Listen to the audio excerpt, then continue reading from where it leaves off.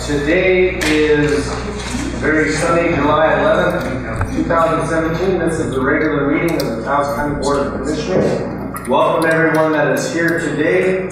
I hereby call this meeting to order. Clerk, call the roll. Chairman Fambro. Present. Vice Chair Gagos. I'm here. Commissioner Romero. Present. Commissioner Blankenhorn. Present. Commissioner O'Donnell. Present. Okay, if we could all stand, I would like to ask Judah Botzer from the Taos Jewish Center to give us a little spiritual beginning to our meeting to set us off on the right track. Thank you for being here this morning. O Lord, grant these commissioners the wisdom of heart to preserve this rare gem of Taos. The world needs towns proud of their unique heritage. Lord, infuse this community with the strength and will to keep the ancient traditions alive and to resist the approaching decay of a society swayed by the hypnotic influences of the golden calf. Agua es la vida, mini wichoni, mein paim, water is life. Serve the Lord with your whole heart and soul, in order that he provided the rains in due season. Tom, Jim, and Mark. The M in your names is the symbol of mine, water. Tom, your name connotes the pristine protection of water. Jim, your name through and through is about the divine providence of water. Mark, yours is an ark on the waters.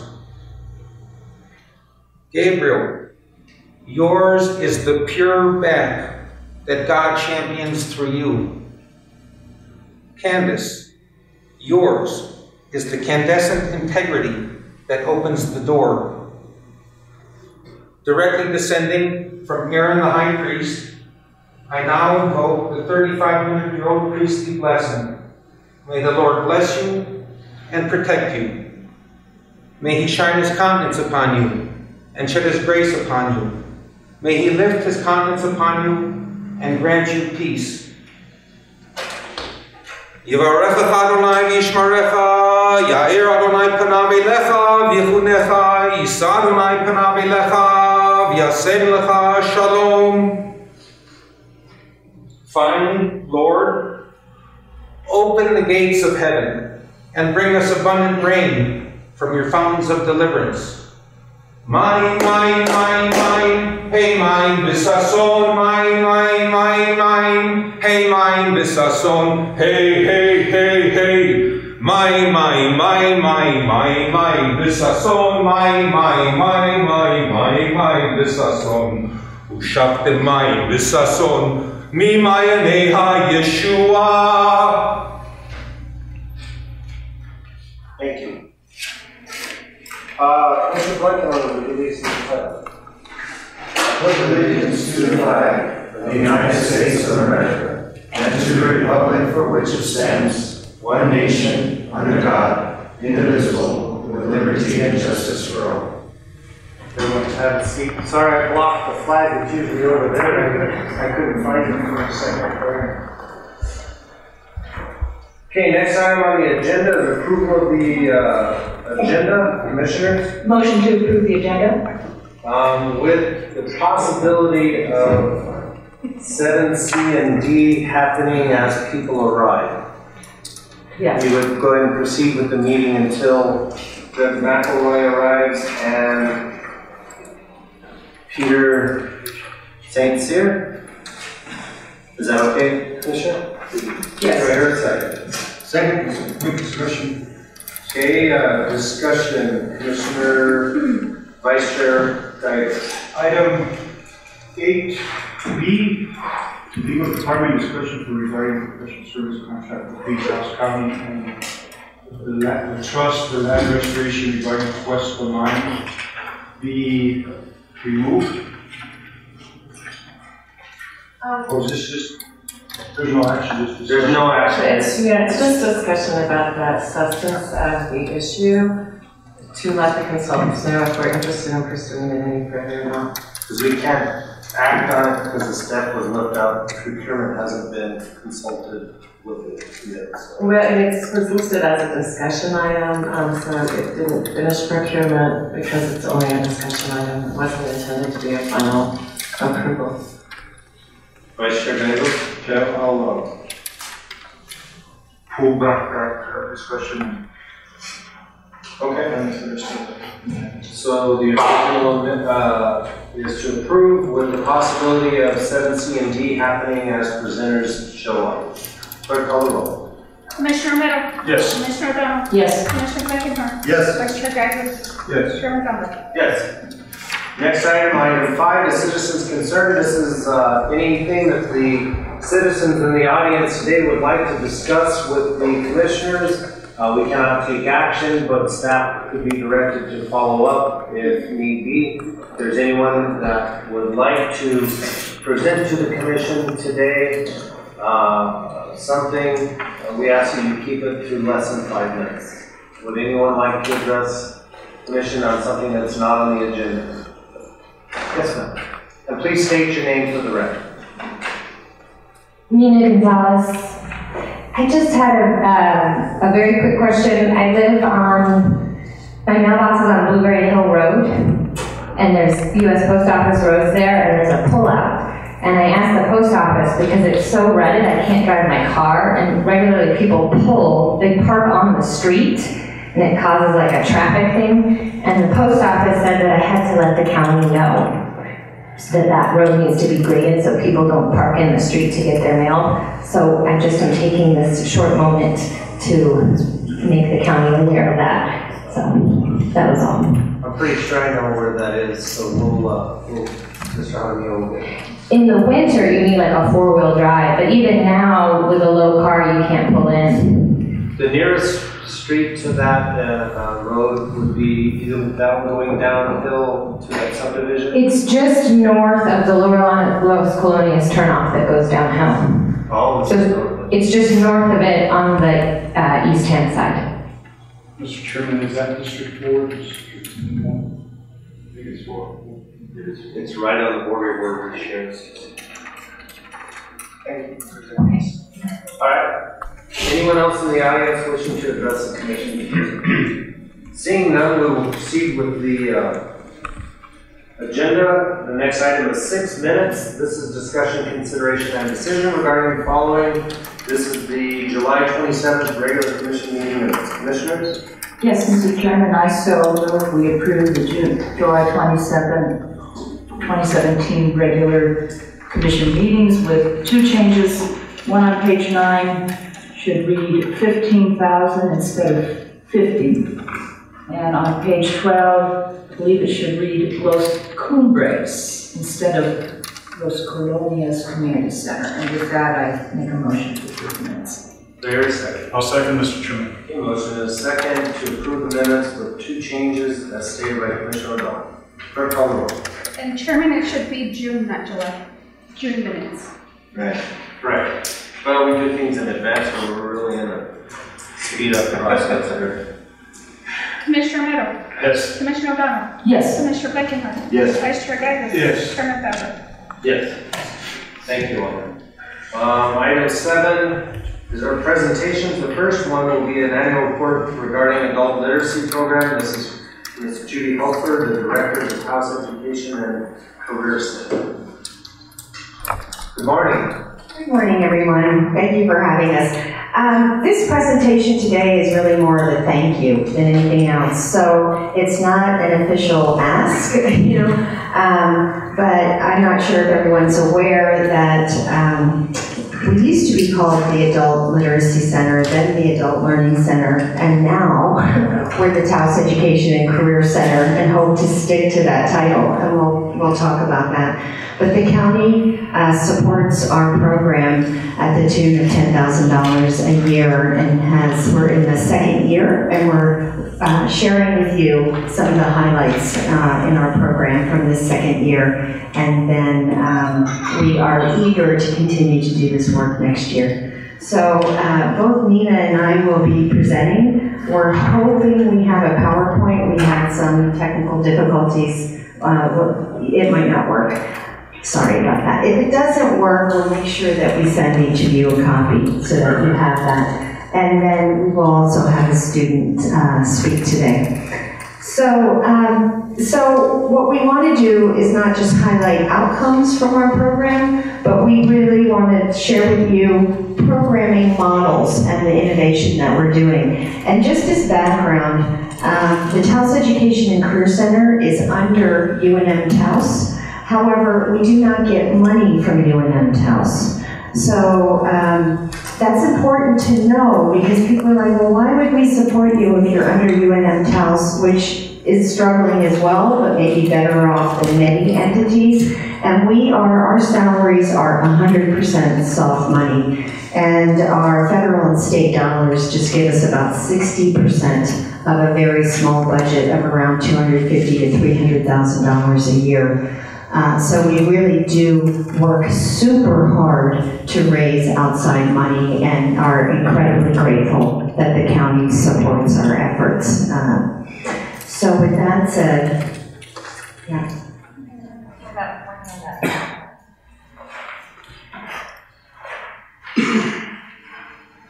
So if there's one takeaway, our name is TEC, Taos Education and Career Center.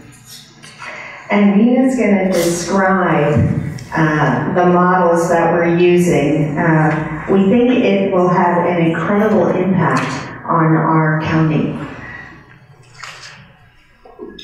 So first of all, I just want to say my name is Nina Gonzalez. I'm the program specialist, and that position largely centers around student support.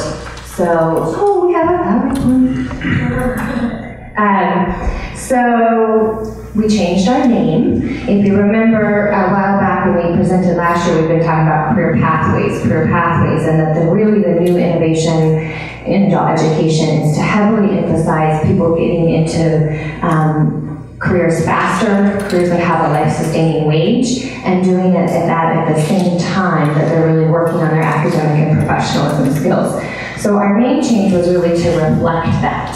So Taos Education and Career Center, you can just say TEC, is really about not just the baseline academics, but really cultivating a very strong professional workforce in our community. So the lingo in the new legislation is called integrated education and training. And what you'll see is it's these three things of the adult education and literacy, which we've always done, the workforce preparation, which we've been doing through extensive career exploration classes, weekly workshops where we're explicitly teaching skills like conflict resolution and teamwork and communication. And then workforce training, which is actually getting people out in the community on the job through internships and job shadowing. When we're talking about professionalism skills, or sometimes they're called employability skills, we're looking at these things of effective relationships, the actual applied knowledge, how do you apply your knowledge in the workplace, and your workplace skills. So these are the kinds of things that we every week are looking at directly with our students in addition to the academics training. This is a very detailed diagram, so I'm not going to go into it too much right now, but all of you have it there in front of you if you're interested to really delve into all the things we're offering.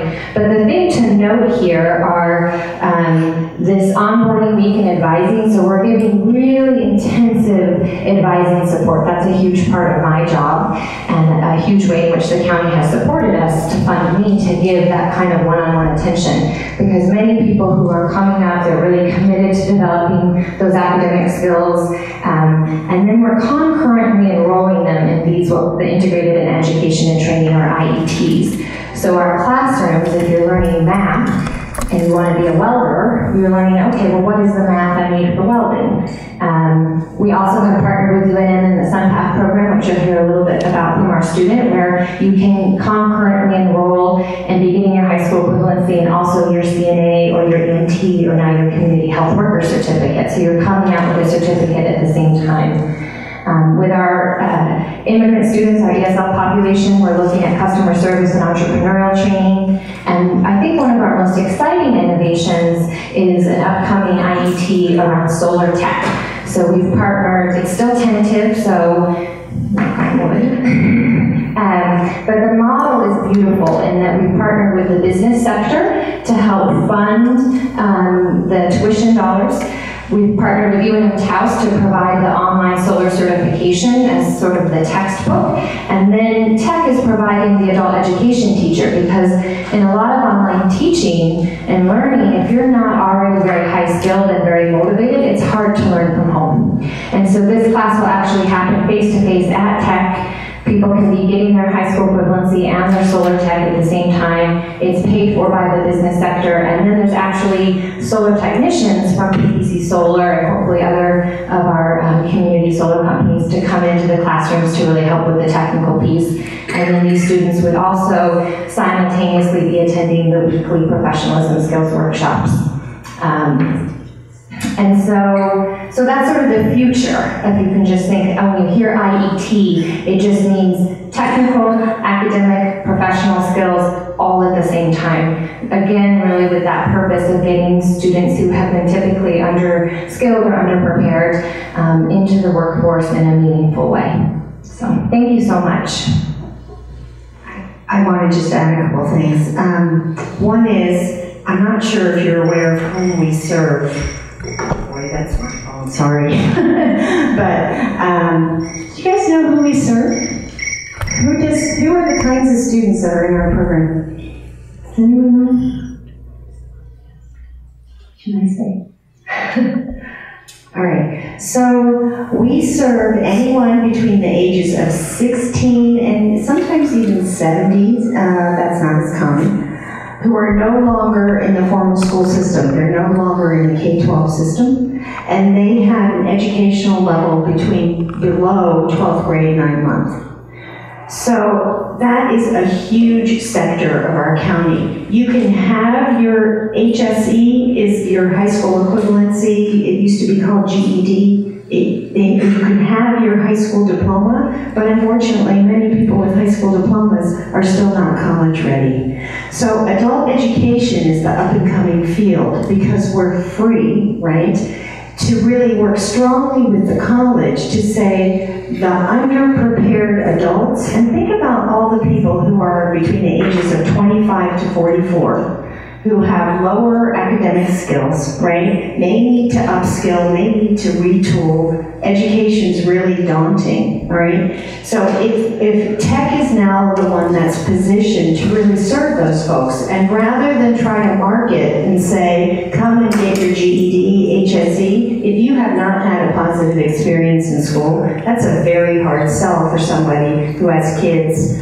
and maybe ashamed to go back to school at that level. But if you can pull people in and say, come and be a CNA, come and be an EMT, come and be a solar tech, right? And you're pulling them in through the jobs route and the technical skills. And then as Nina said, we're infusing the academic skills so you don't start a job with a low academic skill set because you won't excel and you won't thrive and you won't get ahead. So that's our focus, and when we say it's accelerated learning and integrated learning, it's rather than do this long, you have to get your HSE and then you can get your solar tech, and then like this, we are pulling it all together in one curriculum where we're shoring up academic skills, people are getting their technical skills in partnership with UNM-Taos.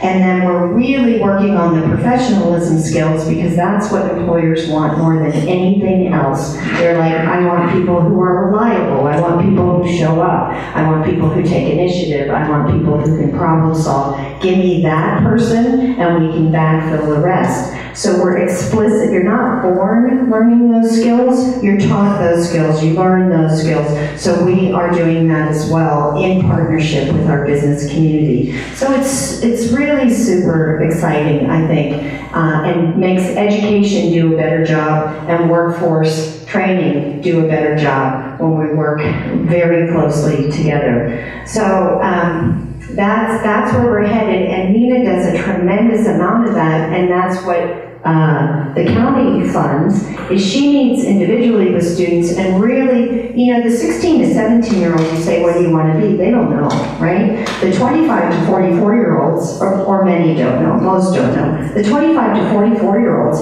they're really wanting to have a profession, right? So she's working individually with people to help them explore what are the jobs in Taos, what do they pay, is it a family sustaining wage, what are their education, what might you need to really succeed.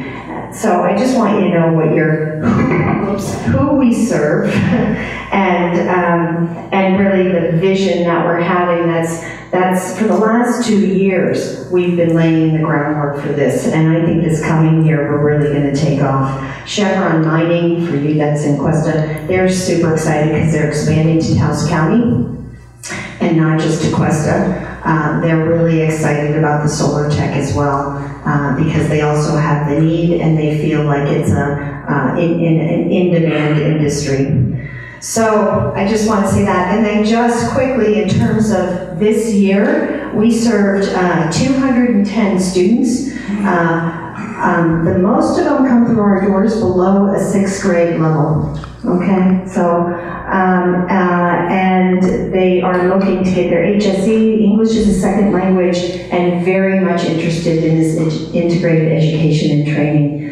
And we had the highest number of graduates that we ever had this past year at 65. So if you look at all people in our community who gained a high school diploma or a high school equivalency, 65 came from our program. So we really are an alternative to people for whom K-12 just didn't work for. And then I just wanted to repeat that our state and federal adult education dollars, they average about $930 per student. We really are the leanest of lean. It used to be around $600. We have a little more funding when the bar continues to raise, because our job now is to get people college ready and not just a high school equivalency. It's that you're solid. Okay, and then we have a student, I know I spoke a lot. So the next slide, no, not yet.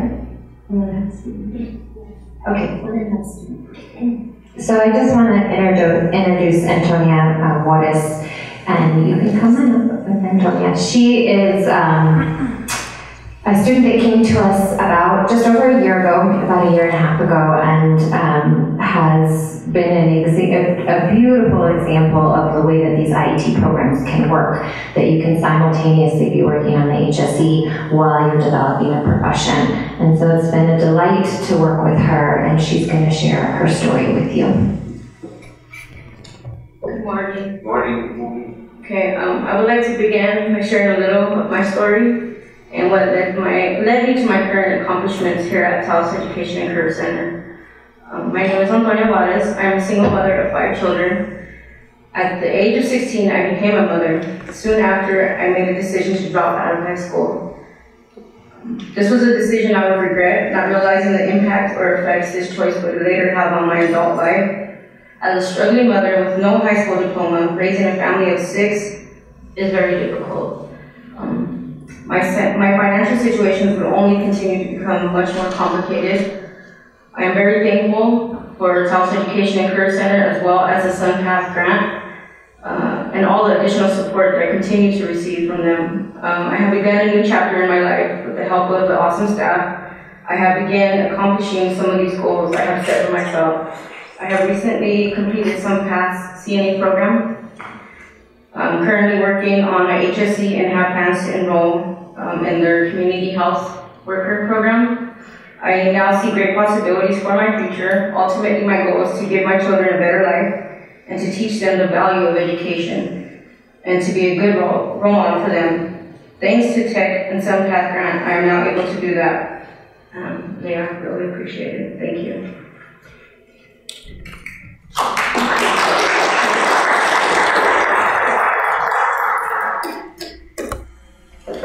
So the last slide is really just about thanking you all for your direct contribution. It really does change lives in our community and thereby changes the community as a whole. So we're very grateful, and congratulations to yourselves for this support. Thank you. Commissioner Blankenwood? Thank you, Chairman. I actually didn't know who you served, but I knew you would say it better. Thank you. Yeah, it's a great program, and that integration and all those life skills that you mix with the education and targeting those students who haven't gotten what they needed for whatever reasons from the traditional education is such a big thing for the community, and we just really appreciate how well you use our money. So thank you. All right. Thank you all. Moving on the agenda, our next presentation is from the Mexico Gas Company. This will be presented by Mr. Tom Dome and Tim Coulter. Tim and Tom Show. Thank you, Chairman, Commissioners.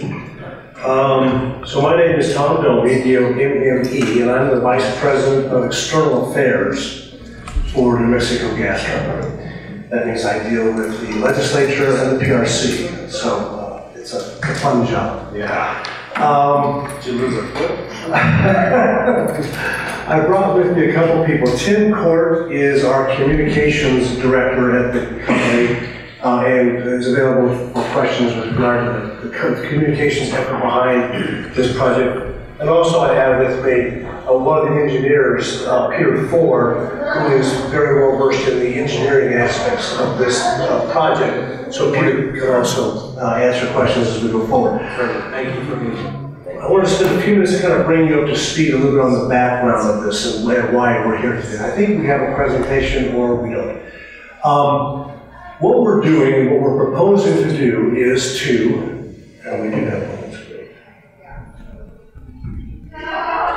Essentially, as you can see from that slide, the gas pipeline that serves Taos runs along the west side of the Rio Grande from there at Encanada all the way up past Pilar. It runs along the slope on the west side, and you've probably seen it 1,000 times as you've driven along, and there's part of that pipe that runs along the west side of the river. The intention is to take that pipe from the west side of the river, that's the purple line on that diagram, and move it across the river and underneath the shoulder on Highway 68, running up from Encanada up just past Pilar, at which point in time it will go back up and rejoin the pipe where it is right now. The reason for doing this is that that side of that hill is somewhat unstable. And we have dealt with this for decades now as it moves around and so forth. As a result of that, part of the pipe has now been put above ground and put onto some stilts and so forth so that we can protect the pipe and those kind of things. But we've been watching it, we monitor it. There's no immediate risk of failure of the pipe, but from an engineering point of view, the gas company has concluded that it's time to do something more permanent than put the pipe above the ground like that. So what we've done is we've studied all alternatives, including going up above the top of the bluff there along the top there. That would have caused environmental damage and so forth. Other options along the west side of the river, shoring up what's there and so forth. Or a better solution is to move it across and put it underneath the road. We started analyzing this way back in 2014. We worked with the BLM, we worked with the Department of Transportation, fully vetted the project, and have concluded that this is the best route. So this is the route that we're going forward. We have BLM approval, we have DOT approval, and we're ready to proceed with this project. The project itself will begin on August 1st, and we've been communicating this project. I think we've been up to this commission, I think, twice already. This is another update. We've also been to visit with various community groups throughout the Taos County and so forth. We're also going today up to Red River and Angel Fire, so we're continuing to communicate this project. I think many people know about it. I'm sure there are some that don't, but that's our effort right now is to communicate with everybody and let them know. The project will begin on August 1st, and it is anticipated to be concluded in November of this year. So about 4 months altogether. The way it will work is, starting August 1st, we will construct from the north to the south.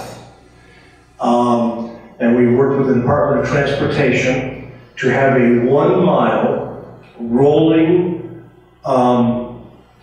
lane closure on one of the 2 lanes of Highway 68. So we will close off 1 lane of that, restrict traffic on 1 lane of that, and have pilot cars take people back and forth. So alternating north traffic to south traffic in 1 mile blocks.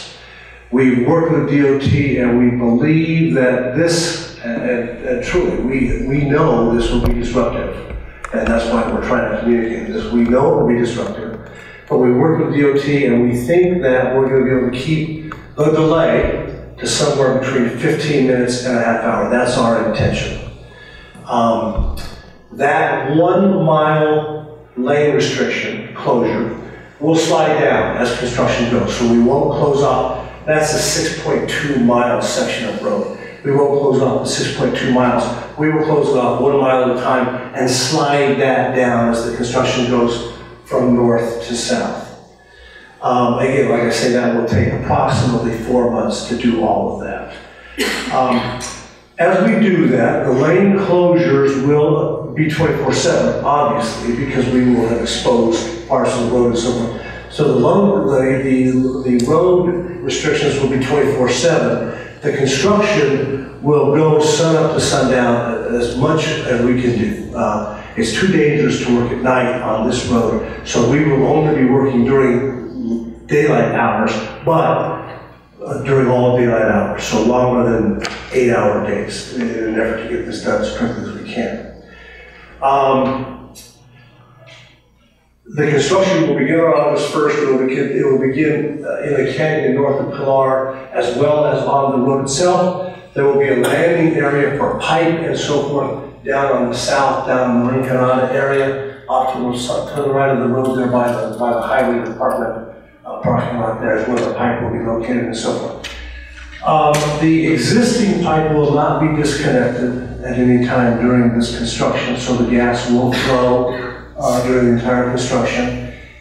At the conclusion of the construction project in November, what we will do is we will use an LNG tank at the border station out just outside of Taos here, feed LNG gas into that while we connect this pipe, so there will be no disruption of gas to Taos at any time.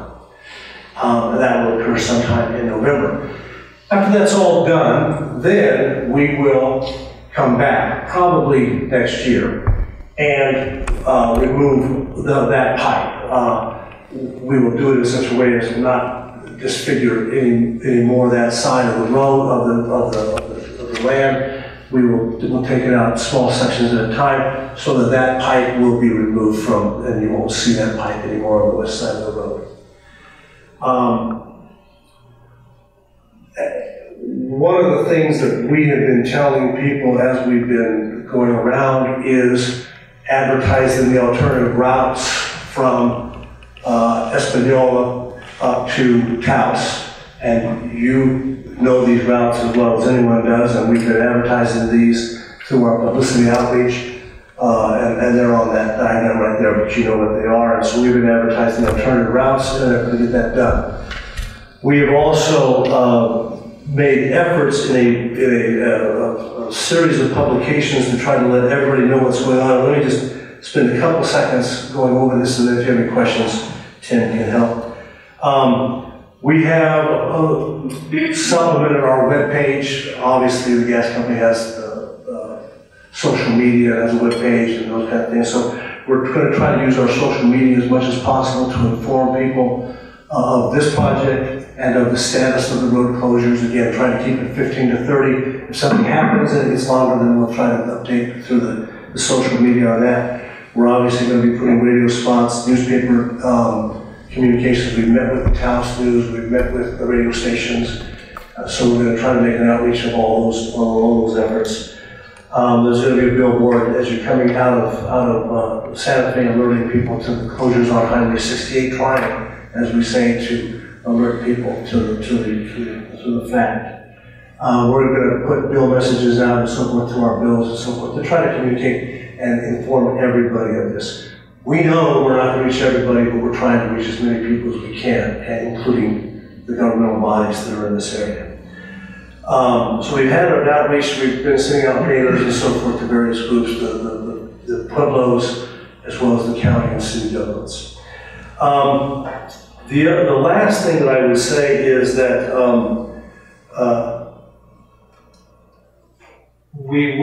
the effort will be to stay on schedule and get this done. We're entering into the contract right now, along with subcontractors, so we should be on schedule to get this thing started on August 1st and concluding in November. I think that is pretty much an update on the status of this, and I'll stand for any questions. I have a couple of comments. First off, I think this is the second biggest mistake your company's ever made. In my rescue background, I've been on the side that you're moving this line to as many as 10 times on rescue efforts because of rock slides. I've never been on the other side of the river for anything. There's homes on the other side of the river that have never been in danger because of shifting resulting in rock slides or anything. Oh, and by the way, the first biggest was when you cut our gas off in the coldest time of the year to make sure that more populated areas had. Another thing, since I know your mind's already made up and I can just make my comments and go from there because it's going to fall on deaf ears, we average sometimes as many as 7 transfers a day with our ambulance and Red River because our hospital can't treat people according to the needs of the community. So based on that, that's going to be a real burden on Red River and Taos County Ambulance with the enormous amount of transfers that they do daily, weekly. So that needs to be put into your plan, a emergency vehicle evacuation. So I just need to throw that out. Commissioner, Mr. Chairman, if I may, I can address that last point.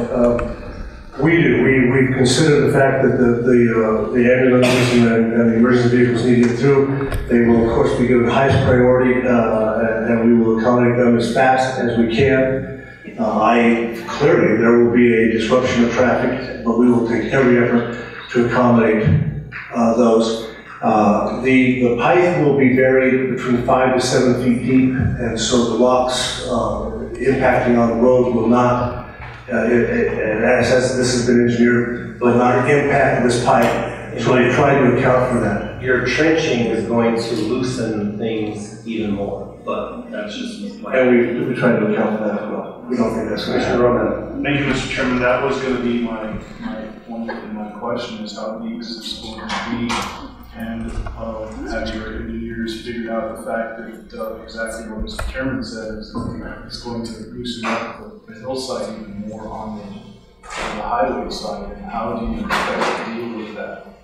Well, first of all, like I said, it's going to be 5 to 7 feet, and the engineers have concluded that that will protect the pipe from any rocks hitting on the road. They've engineered that in.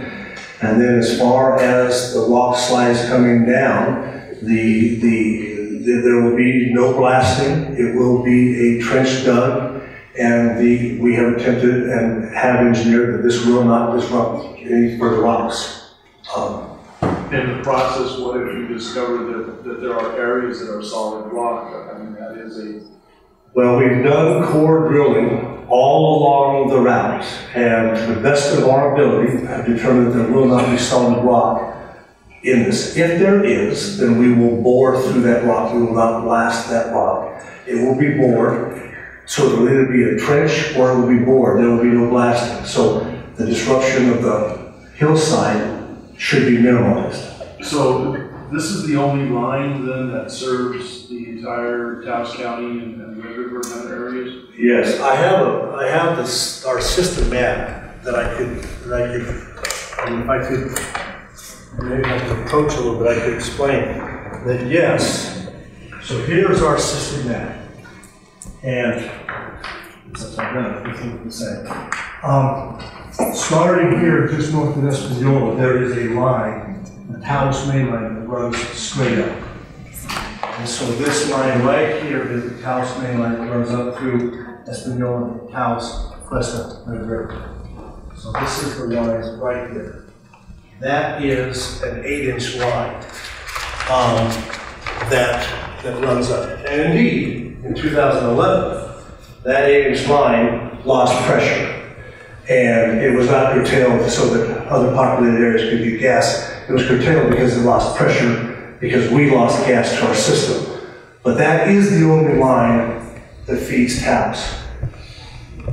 We intend, as part of this construction project, to replace this section of it with a 12-inch line. It's an 8-inch line right now, so that we will never have to do this again in this section. And as we go forward, we will continue to expand this line to allow for and accommodate any growth that takes place in the Taos in this area.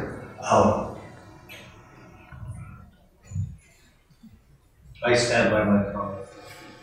Commissioner Blanchard. Thanks, Chairman. So the new line's 12, but the connections to the 12 are going to still be 8. Still be 8. And someday you plan on making those bigger. The intention would be that they will all become 12 at some point in time, but we're just taking the precaution now of putting a 12 in to replace the 8. So what happened before happened again, it wouldn't really help, right? Well, no, what happened before was not a function of the size of the pipe, it was a function of the gas supply. So, yeah, it had nothing to do with the size of the pipe. I see. What's the long-term concern on the pipe, the existing pipe on the west side of the river? What is your long-term worry that makes you want to replace it? Well, parts of that mountainside are moving. So parts of that mountainside are completely stable. So parts, but as you drive along there, you can see that there are some very green areas, some softer areas along the west side there. Some parts of the face of that hill are moving. And so that's why we've taken the pipe and brought it out of the ground and put it above the ground. And if you look carefully, you can see that those portions of the pipe are on platforms that are on stilts that are allowing them to move a little bit. And so the overall consensus is that those areas are unstable, and it's better to move the entire pipe to make the entire pipe more stable so that it does not fail and cause Taos to lose gas. This is an effort to increase the reliability of gas to Taos. Well, since it's going to cost you a fair amount of money to do it, I got to assume that you believe that to be true. This project is in the range of about $14 million, that's right. Thank you. Will that show in our P&M bills? Well, not your P&M bills, but your natural gas company bills, yes it will. This is a capital project that the company undertakes, and this will go into our operating, into our budget, yes. How much of a difference will the average individual house? I haven't worked that. We're not in a rate case right now, but this is just part of the operations of the company. So that would appear in the next rate case. I don't know how much this will impact those bills. You don't think that would have been a good thing to look at so that you could have informed the public as to how much it's going to cost them before this happens? Well, we have not been in a rate case since 2011, and we don't run those numbers all the time. I can tell you that if we spend $14 million, it's going to increase our rates. But I have not run the specific numbers, no. Can you guesstimate? Not right now. I don't have that. We don't make these decisions based upon that specific instance. It's more based upon the fact that this needs to be done, and that's the cost it's going to take to do it. Our rates are very low on the average. So, Commissioner Blankenhorn, then I'll go to Commissioner O'Donnell. Once the $14 million is paid off, will the rates come back down then? Is that how it works? No, they would do the rates are computed every time we go into a rate case. And so all of the entire rate base that we have, all the capital expenditures we have throughout the state go into all the state rates for all the customers in New Mexico.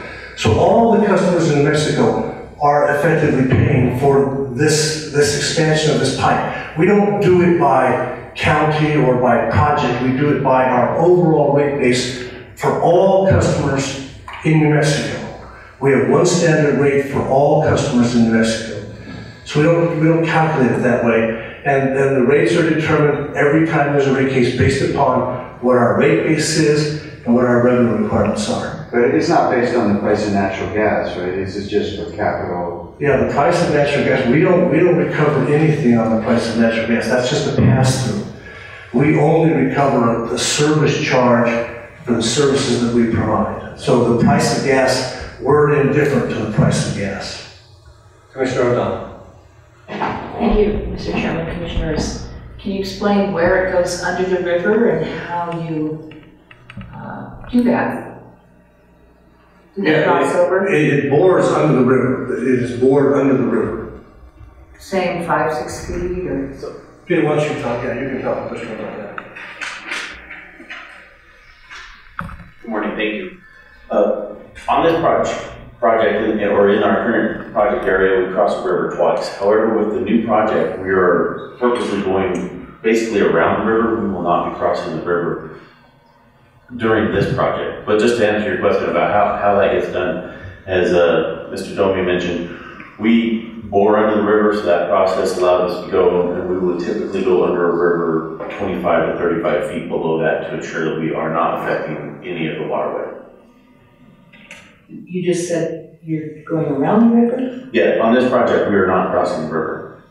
We pick it up just south of the river crossing, and then we go past Pilar. We'll be on the north side of Pilar, come back over to the existing pipeline. So the Oxbow we bypass. And any chance you're ever going to give natural gas to the Penasco area? That's very interesting. One of the things, when the gas company just got bought last year, you might have heard about that. One of the things as part of that purchase was that we set up a fund, a $10 million matching fund, where the company that bought us will match dollar for dollar any expansion of natural gas of any communities in New Mexico, including Penasco or Tierra Maria or any place that does not have gas right now. So in effect, what that did was cut the cost of expansion in half. And so this is an expansion fund that we are working with right now to try to get gas to those areas like Penasco that don't have gas right now. We've had discussions with representatives in the Penasco area trying to work with them to get the community to come together to work with us on that infrastructure expansion fund. Now, we think this is an opportunity to get gas in areas that don't have it right now. It's a $10 million fund for the expansion of gas into those areas. So we're working on that right now in all areas of the state of New Mexico, including Penasco, to get gas to Penasco. Who are the representatives in Penasco you're talking to? The senators and representatives. I'm sorry, what? Senators and representatives. Oh, I see. Okay. Yeah. The state legislative representatives. Thank you, Mr. Chairman. All right. Thank you for your time. Thank you. Commissioner O'Donnell is, Yes. okay. Sure. Okay. So the next item on the agenda is item 7C. This will be a presentation on the Foundation for Open Government Law on best website practices for transparency of open data policy. This will be presented by Mr. Peter St. Cyr, who's the Executive Director of FOP.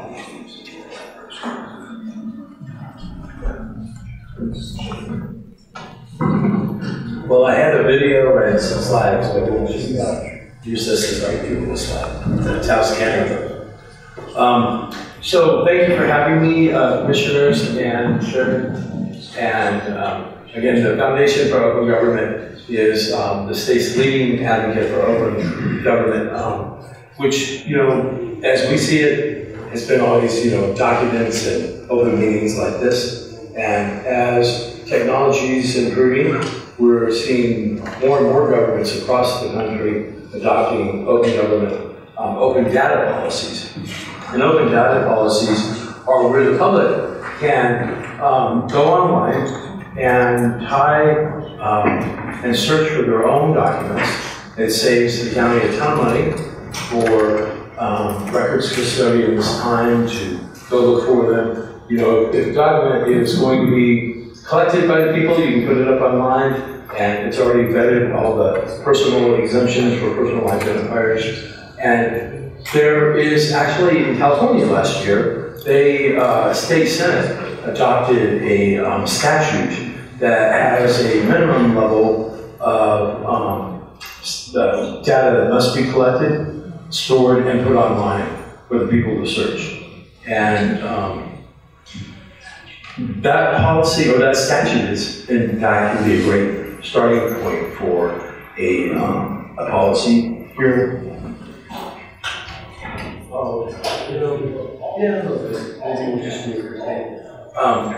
And I guess I was invited here today because you guys were evaluated with all the other counties in the state in 2016. And we looked at every government's entity's website for transparency and what people could search for, find, store, download. And a lot of times what we found were that the documents that were being put online are PDFs. And PDFs you can't sort, you can't search, you can't build your own pivot tables if you're experts in spreadsheets. And that's what the trend is going to be, is that, and they're doing it in Bernalillo County. I was going to show you a copy of the Bernalillo County website, and I can send you all a link that what they did was really unique. They have a 5-year strategic plan for the county. And we know that revenue comes in through taxpayer money, and then it's spent through the programs that are, you know, are connected to the strategy that they have. And so on their data dashboard, which is brand new for them, and we stood there and applauded their efforts. You know, usually Fox here and saying, you're doing this is wrong, you gotta get that document out and open this meeting up a different way. And we were there to applaud them for taking this step. Because what it does is people can search for whatever information they want from the annual budget, and it flows through all the way down to a spreadsheet where you can build your own pivot table. So if I'm looking at the sheriff's department, I can see all the areas that are budgeted, like salaries, and see what's allocated for regular time, overtime, who's making the most, and it's information the public likes to have. And then it's tied back to the strategic goals under public safety. So it's a great way to engage the public in collaborative decision-making, because if they're working from the same budget spreadsheets as staff, they will come, they will participate, they will re-engage. And by having the financial information broken out of PDFs where you can't do anything with it, you will see that you will start to rebuild financial trust with the public. And so we encourage Taos to adopt a open data policy. And I sent Commissioner O'Donnell a link to what Bloomberg's doing with cities, and we count for counties, of course. And they have this draft policy and the process in place so that you guys can be one of the first entities in the state to adopt an open data policy. Because people have a right in the state under IPRA to know what's going on with the government and the affairs of the government. You could send that to our attorney, Ms. Baker, for her review. That'll be the first step. Oh, on the thing? I was just going to see if there were some other points. I was going to show you a little video to get some excitement going. Did you guys have questions about and have you been following the open data trends that are going on in New York City, in Seattle and Los Angeles? We don't need to reinvent the wheel. We don't need to be laggards. I would encourage you to see, again, like the data dashboard that Bernalillo County just installed. Instead of a 15-day delay to wait for lawyers to look for records that are already public and vetted, they're online and people are doing their own searches. And I think that what you'll see is more engagement of citizens in shaping policy, informing policy, and that it will be welcome, you'll welcome it. Because there's always someone in the crowd that has an interesting idea or different perspective that may just save the day on whatever the projects are.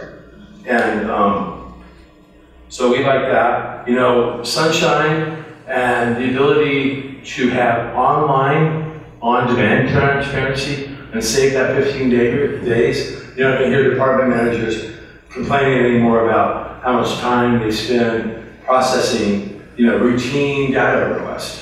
And it should be routine. As a matter of fact, normally we get complaints on our hotline. So it's always great when Commissioner O'Donnell calls and is excited about this projects that people are doing around the country.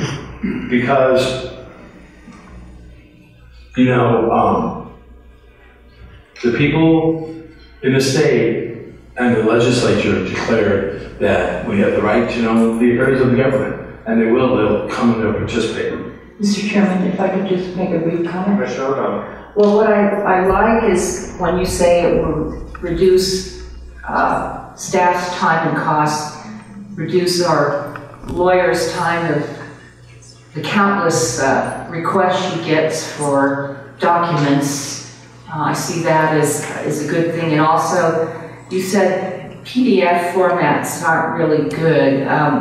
What format do you put them in, or how? So the way that it's working is Bernalillo County works with a group called aptly OpenGov. And OpenGov works with the IT people on the backside and the servers. And it ties right to their shared documents, which I guess export Excel and Excel spreadsheets and other, you know, kind of data output, whether it be SQL or JSON. I don't know what I just said. Allows people to do their own data visualization and charts and videos. You know, when I was learning about computer-assisted reporting, before I had this job, I was an investigative reporter. And, you know, sometime late 90s or early 2000s, I went to an investigative reporter and editors association meeting where they were teaching computer-assisted skills. And through Excel, they gave us this exercise, and I'll repeat it because I think it makes it absorbable in the data and IT. We all are IT people, and so this project worked for me because it was the salaries of every single player in the Major League Baseball, the team they played for, and the catcher, or the position. So I was quickly able to do a data sort to find out who was the highest paid baseball player in the league, one story. Second story, which baseball franchise team had the most money allocated for salaries, second story. So people can get their own stories out of data. You know, which senator which position pays more? Well, obviously, probably the pitcher, right? And so you're able to sort by pitcher, position, salary team, league, you know, the American League or the National League. So that's the kind of information that people like to have access to on demand and online. And so if we were to ever consider a policy, it would be the commission that would prioritize what data should go online. And then from there, it's kind of a phased program. Well, I think that if you look through the best cities or what's working in the cities with the Bloomberg group, and they give you a process to go through developing a policy, I would encourage you to put everything online that is obviously going to be public information from the get-go. And so there isn't really a determinant factor in what's going online. If there's in a spreadsheet on your share, or do you guys use Share or whatever, you know, server you're serving, you can have it redact, someone's social security number automatically, their date of birth automatically, and you would put the rest of the data up online. So the lawyers would be able to tell you what needs to be removed via personal identifiers, but everything else is already automatically subject to IPRA. And IPRA is the thing that we love about the Inspection of Public Records Act is it's pure. Everything is public, except for a few very rare exceptions.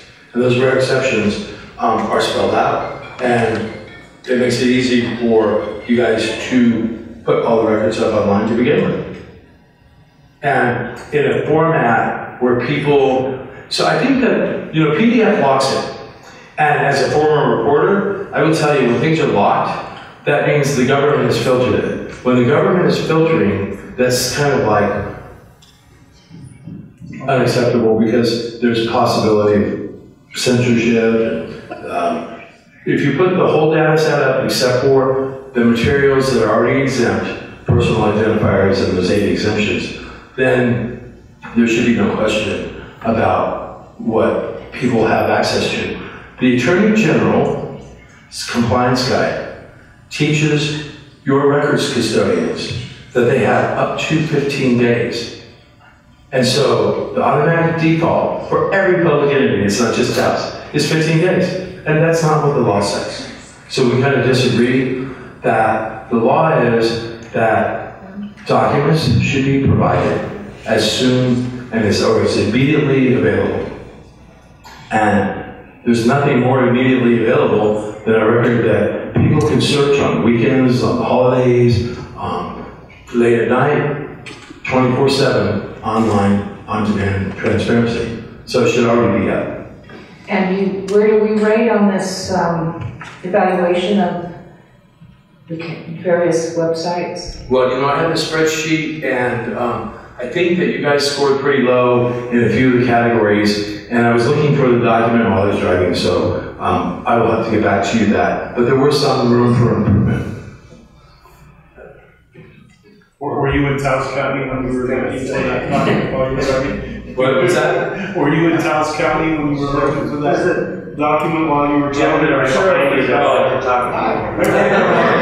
No, I was in Espanola. I think we were right in the middle, if I remember correctly. Yeah.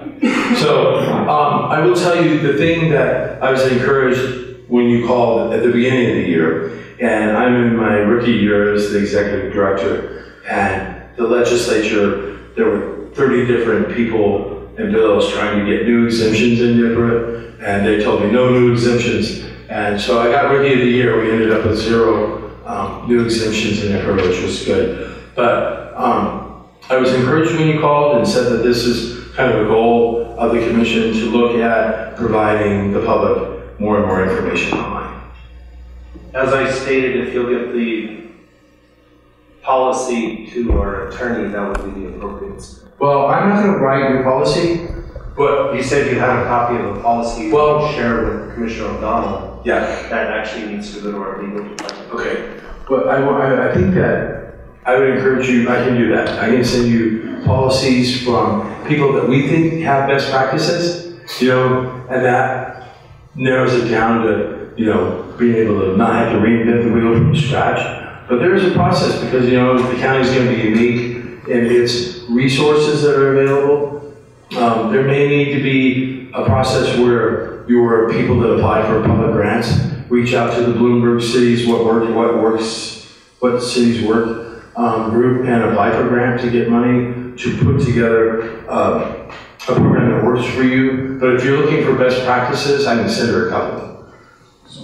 You offered up a policy, and I'm just saying that's the proper steps. Commissioner, do you know as to what it would cost an entity like Taos County to be able to do this? I would suggest that your IT people, and we can't get involved in that process, reach out to vendors. I'll give you a list of vendors that come in to work with your IT people with the existing infrastructure that's in place with your servers and however you're using your systems to collect the data and to manage it. One of the first things, and it's kind of a painful process, is to have somebody who can go through and identify all the existing databases, because that inventory is going to feed the entire system as you go through. The city of Berkeley, when you go there, has a list of all the databases that they have in data sets. And here's where it becomes really practical and beneficial to the citizens in your community. Like in Albuquerque, they have all their data up in APIs, and those APIs data that are available to people, like the young kids, man, they don't know how to do this, I don't know how to do it. There was someone in Albuquerque who took the transportation, the public transportation, the bus data API, and they built an app for smartphones that you know that the bus is scheduled to be at a stop at 8 o'clock. But you know it's always early or late and you don't want to miss it and you don't want to wait forever in the hot sun. So he built an app using city data through this API. A member of the public engaged in the community, looking for benefits for himself and his friends, built an app to where you can click it and know your bus stop. You know, maybe you have 3 or 4 bus stops that you use every week, or school, whatever. And now when you click it, it says the bus is running 4 minutes late, and you can be there at 8 or 4, or it's stuck 20 minutes behind and you're not there waiting in the sun for 20 minutes. So it really becomes quite a practical exercise.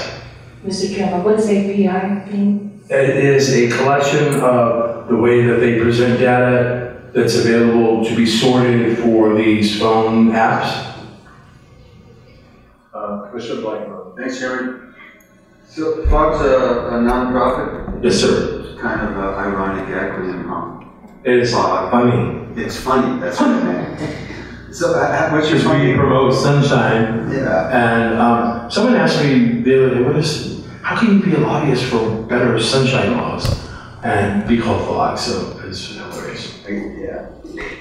What's the funding for FOG? So a third of our funding comes from grants, a third from special events, and then a third from memberships. And our grants are usually in support of good government programs. We are really careful through our 28-year history to not move beyond our core mission. We don't want to weigh in on policy. We only want, like, if there's a car company building a new vehicle, there will be teams for, you know, marketing and people that look at the engine, exhaust, the transmission. And so FOG's role would only be in not judging the merits of whether it's going to be 4-door, 2-door, if it's going to be a sports car. We have no interest. Our only interest is in the windows and the doors. Can I see in and out, and can I get in and out the doors to meetings? That system is most likely beyond our reach, you know, the one you described.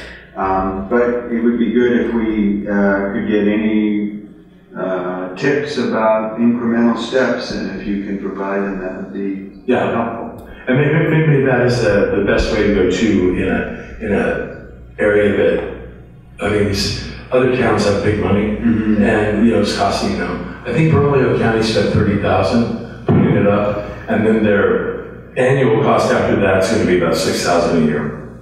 Really?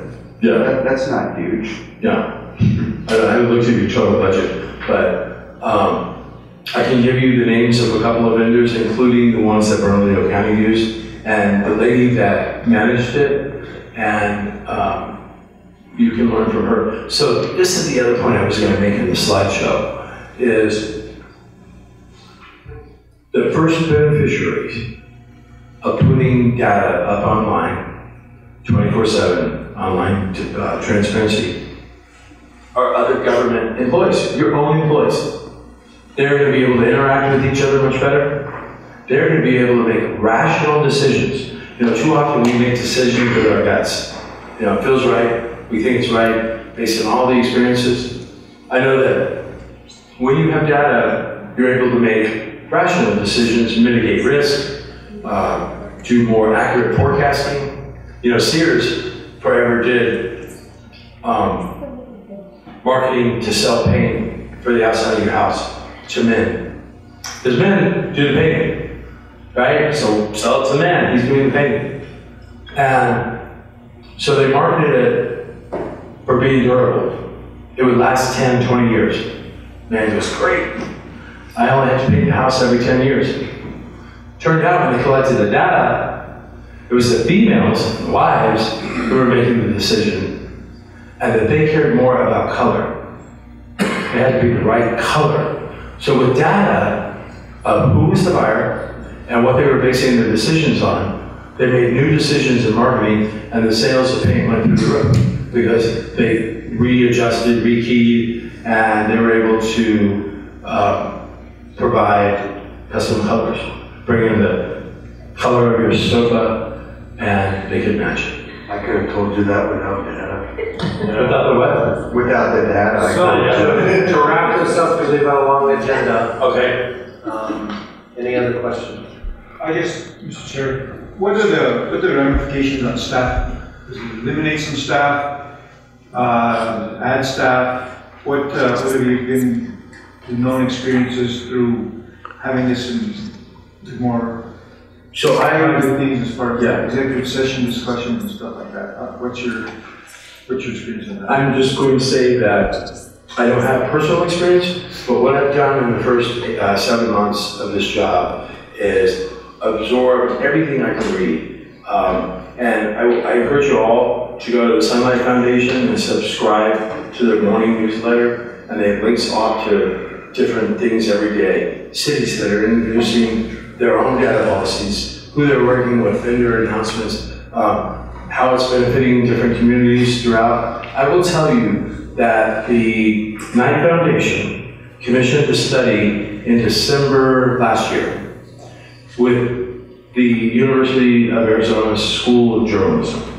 And they did a survey of the problems with people's access to government information and some of the barriers. And one of the problems was the time that it was taking to get documents released and the cost of the total implications of the fiscal impact of complying with HIPAA in New Mexico.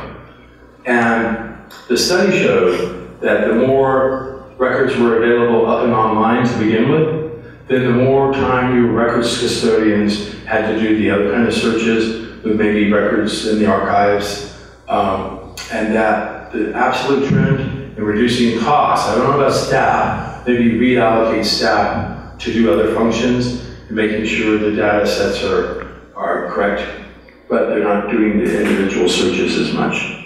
So maybe initially, if depending on what video you work with, you have to hire someone. But what Bernalillo County did is they just kind of added to their economic development departments responsibilities because they're using the data to also supplement some of their new business development.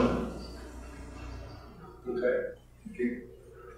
Anything else, Commissioner? Well, I just wanted to comment, I can see how, say I needed to go into the assessor's office, say I wanted to find a parcel for a company that wanted to move here, we wanted to see if there were any 250 acres around, that having that kind of data online, instead of me going to the assessor and say, hey, can you help me find these tracts of land? I mean, these things I think would just eliminate a lot of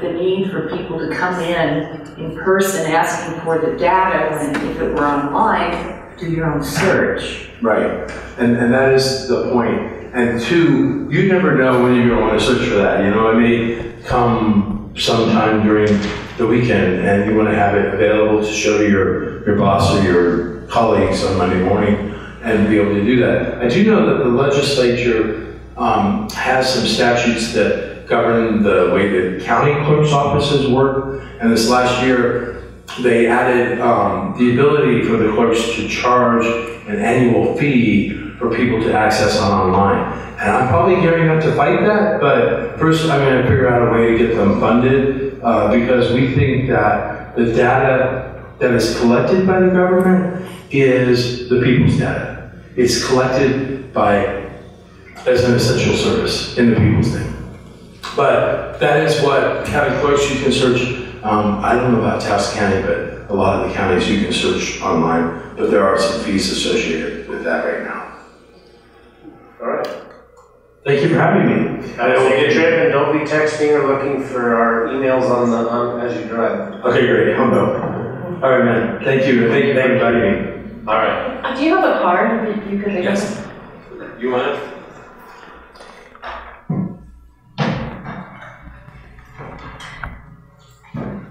Cody, I'll talk to you about some of this and see how it makes your stuff easy. All right, next item on our agenda is item 8, department matters. For some reason today I need longer arms because my eyeballs aren't working. Under construction management, this is approval to substitute ornamental steel fence for portions of entry wall at the Veteran Cemetery. This will be presented by our construction administrator, Mr. Richard Sanchez. Morning, Rich. Good morning, Mr. Chairman, Commissioners. What we'd like to do is have a decision on the west section of our Veteran Cemetery project. Currently as designed, it has our gate and then a masonry and stucco wall of full 600 and almost 700 feet across the west face. In an effort to bring costs down a little bit and not make it too ostentatious. The Veteran Cemetery in Santa Fe only has a gated entrance and the rest is wall.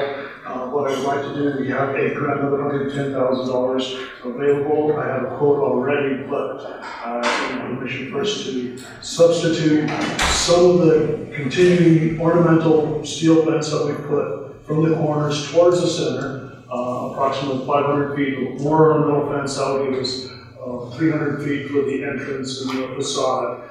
In that 300 feet, we would put construction fence for the meantime so that we could secure the first 10 acres while construction is being done.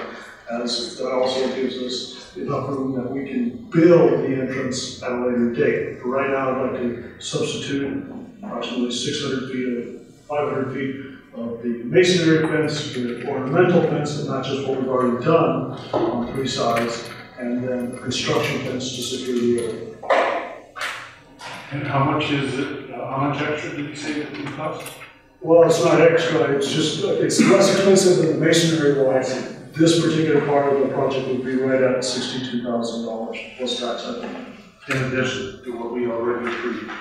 Yes, that's, what we've approved is already in place, Commissioner. It's all fenced off, it's great. So this makes it more visible. Instead of looking at a brick wall, you're going to be actually able to see everything in there, which really makes a lot of sense. So, Ms. Baker, so this is just approval. Should we vote on this, or? No, it's just a report. My understanding is. No, it's decision. Are you asking for a decision? Yeah, to change, to alter the design, because as designed, it's a masonry structure and pergola at the entrance with steel gates and masonry all the way out to the corner of the properties. Right. I would like to bring that down to about 300 feet of masonry and the rest ornamental steel. I'm sorry, there's not a contract. It's not a contract, it's Change just order. Okay. All right, I think it's fine to make a motion. Okay, Commissioner Romero, would you like to make a motion? Yes, Mr. Chairman, thank you. Move for approval on the presentation and Robert, as presented. Second.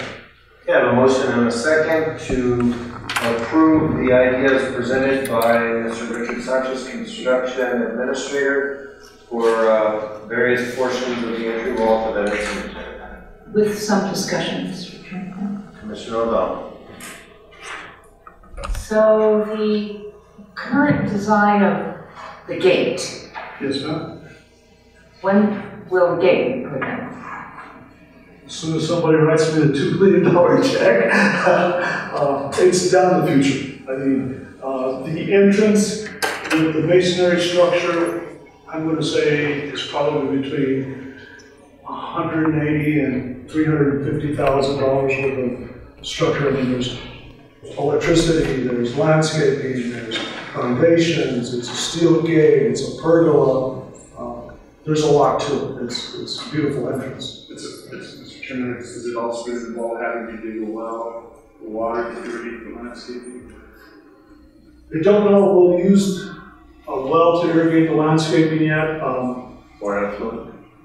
I'd love to use effluent, but I've done piping calculations from the golf course, and we're probably talking about $1 million worth of piping, because it's not a straight line shot, that's a very long distance. Plus you need the water rights.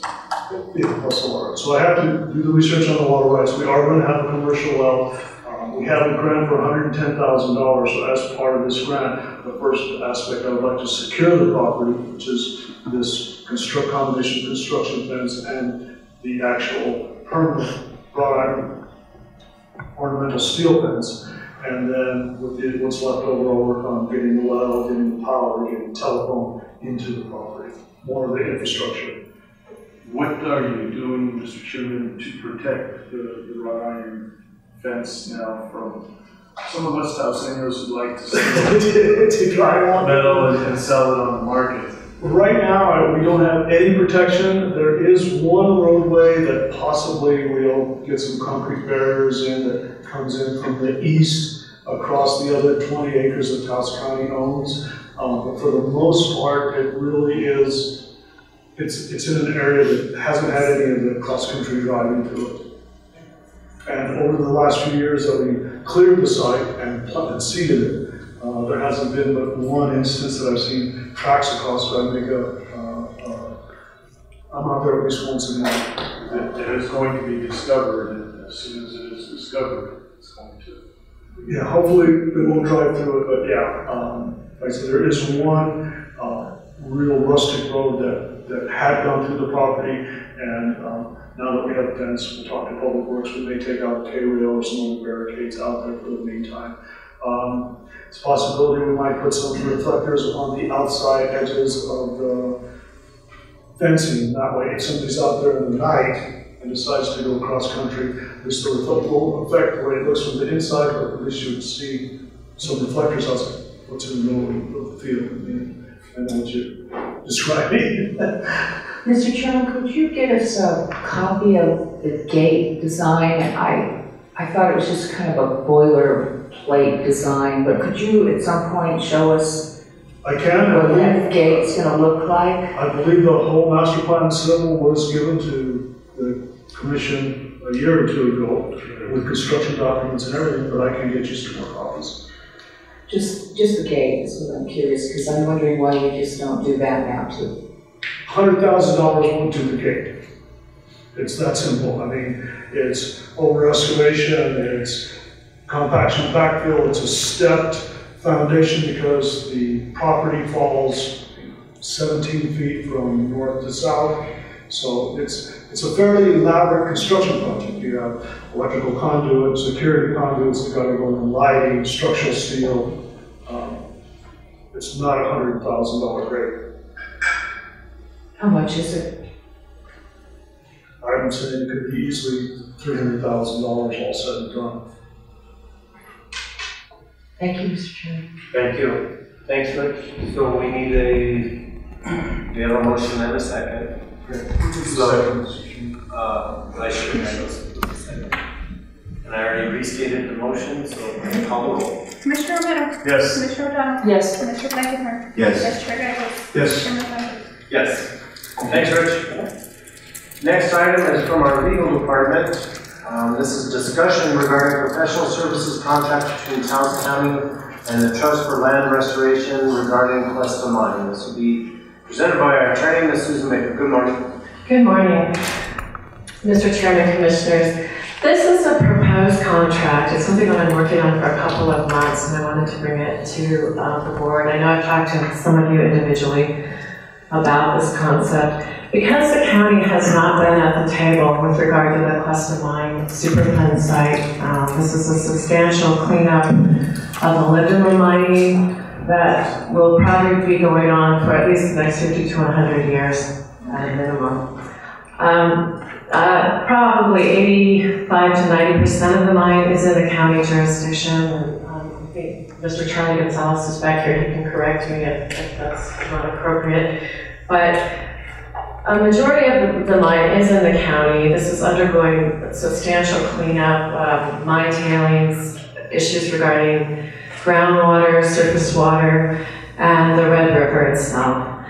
Because this type of legal work requires expertise, I have talked to the Trust for Land Restoration. They're a nonprofit organization that works with mining remediation. And they work with an attorney named Tom Bloomfield. I've given you Tom Bloomfield's resume and information about his legal background. Mr. Bloomfield works both with industry, local government, and worked with the EPA for several years. He's currently representing the state of California in major litigation. He's also worked on the other side of the fence for industry like British Petroleum and other mining and oil and gas companies. Mr. Bloomfield's approach is collaborative. I think the reason I would recommend having him come in is I certainly don't have the expertise in this area of law. I've done some of it, but to render a formal opinion about best approaches. I've spent about an hour of time, his time, for free on the phone talking to him, and he's advised me that in a Superfund, local governments and other affected agencies are entitled to past, present, and future damages. And I believe Cuesta has worked out some of that through its attorney and has negotiated some settlements with Chevron. I think there's probably an opportunity for the county to do the same. Again, we're substantially affected. There's going to be an institutional controls mechanism that involves ICs, for short, involve the impacts of remediation over time and how to sustain that remediation. In other words, if you have 2 feet of soil cap, 50 years from now you might have a major flood event and that could wash. Who's responsible at that time for fixing the destruction of the standing remediation? So these are all really important issues. We've got a partial consent decree on the rod. We don't have a full consent decree. So there's going to be more negotiation, more time for EPA, the DOJ, and Chevron in federal court, and we'll be asked to make comment. I did make comment last fall based on working with Cuesta, based on my own knowledge of the area. And I think it's important that the county be able to make intelligent comment about some of the issues ahead. And one of the major issues is obviously the mountain itself, substantial rock piles and tailings. There's that mine works in the mountain that affects groundwater, and we're going to need experts in order to render adequate legal or geotechnical, hydrological opinions in our comment to EPA or DOJ as this process moves forward. So this particular contract, the idea is to have the Trust for Land Restoration and Mr. Bloomfield, and he's given you a scope of work. He's reduced his rate about $200 an hour to work through TLR for the benefit of Taos County, would be to look at major documents, the ROD, the partial consent decree, and give an opinion about, first of all, how to get us a pass-through Chevron. I've talked to Mr. Malinowski, the general counsel for Chevron, and he was willing to look at that possibility of getting Taos County a pass-through so that our legal geotechnical services are compensated by Chevron. That's the norm in these situations. Even some of the nonprofits like Amigos Bravos are getting pass-throughs currently. Those can come from grants. EPA has been very generous about sharing grant information to help us get pass-throughs. I haven't gone any further looking at applying for grants, but that's one avenue. Another is to get the pass-through from Chevron directly. Another big issue that's coming up is Chevron is proposing to take the NPDES discharge permit out of that arena and put it under Superfund. Mr. Bloomfield tells me this is done all the time. It doesn't necessarily change the standards. What it does do is eliminate any third-party rights, any third-party lawsuit under the Clean Water Act. Now, let's say there's a spill into the Red River because the water treatment plant isn't working. With the change, there would be fewer avenues for the public to be involved in making comment. It would fall under EPA and Superfund. Good news, I got word from EPA, most of you probably know this, that the water treatment plant is coming online, or has come online. Yes, EPA's attorney let me know that last week, so that's really good news as we're going into our meetings on Thursday. But Back to Mr. Bloomfield and TLR, the idea is to look at documents. Again, he's an expert in the field. This is all he does on both sides of the fence. He's very collaborative. This isn't about litigation. This is about working to support Cuesta, to support Taos County for the next 1,500 years on the issue. You know, again, he might not be around that long, but to start the process, hopefully get some funding and trust. He's a specialist in writing these trust agreements. They're often called circle of trust, that allow for funding mitigation of damages to a local government because of historic mining. And once he looks at documents, working with Chevron, and he's got experience working with Chevron. In fact, TLR's board of directors had a member from Chevron who worked in the environmental department at one time. Again, they work on both sides. And see about getting us a pass-through so we have help in the future to support ourselves and support Cuesta. And then also to analyze potential past, future, and present damages and the possibility of negotiating this. And primarily, above all else, to get us at the table. We haven't been at the table, and this is obviously an important issue for the county. And this is not to litigate, that is not the intention. And Mr. Bloomfield and Taylor are all about collaboration and working on all sides. So let me know if you have any questions. There is no dollar amounts listed in the contract, so how much was this going to cost? I wanted to leave that open-ended with all of you. And originally we talked about $15,000. I know we're trying to be conscious of our legal budget. So 10 to 15,000 would adequately allow them to do an initial review. And again, my hope is to get a pass-through so nothing else will come out of our budgets. Yeah, that's what I was going to ask also. What was budgeted for this? In my budget for this upcoming year, I budgeted $15,000. Okay. And then you'll get financial review and procurement, right? It's under the threshold, but you'll have finance review. Yeah, that paperwork was filled out, and then because there was this idea of discussing first before we formally approve a contract, because we haven't all discussed as a group, some of us have discussed individually this idea. I didn't want to go through having TLR and Mr. Bloomfield jump through all the hoops. I talked to them and getting all their information together if the contract wasn't going to go through. Okay. So I can bring this back next agenda. I'd love to hear from you. I do need to let them know though. Thank you. Thanks. Mr. Chairman. Commissioner O'Donnell. I think we need this. When I used to videotape the county commission for 27 years, and this would come up, it was so complex. No one knew where to start, and so the county didn't do anything because of the complexity of the situation. And I'm not blaming them, but I watched for many years as the county didn't step forward. So I think we need to step forward, and if we could get any kind of environmental settlement that would benefit the county and its citizens, then I think we need to do this. Commissioner Blackman. Thank you, Mr. Chairman. I just wanted to hear from our county manager. Do you have any thoughts on this?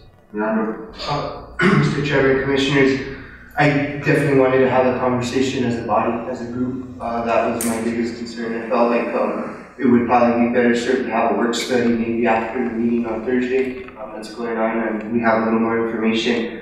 It's true we were not at the table when the ROD was decided, but it certainly feels like we're getting more information now at this point.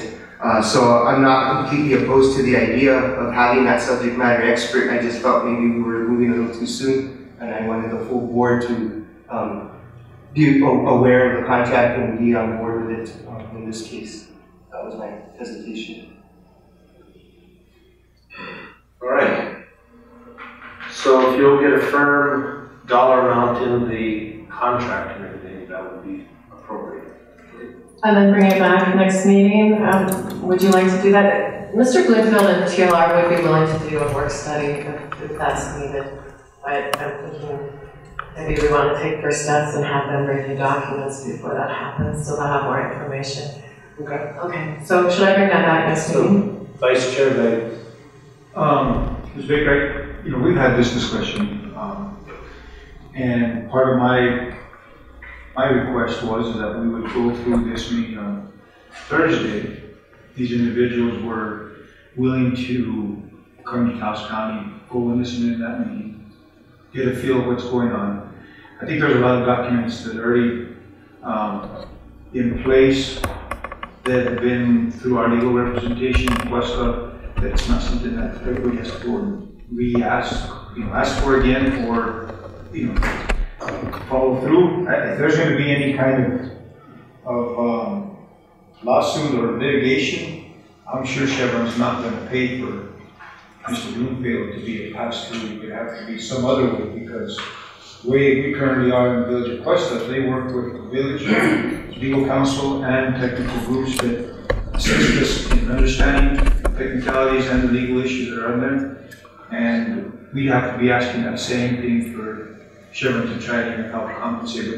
But if we're going to use this firm, this individual, to pursue certain things, then I'm sure the Chevron's not going to want to be participating in that. So my position was to slowly work ourselves in, have ourselves as legal counsel participate with Cuesta's legal counsel, get a good firm grasp when it becomes overwhelming for the county to be able to get man hours to follow through. Then we'd ask for this to come in.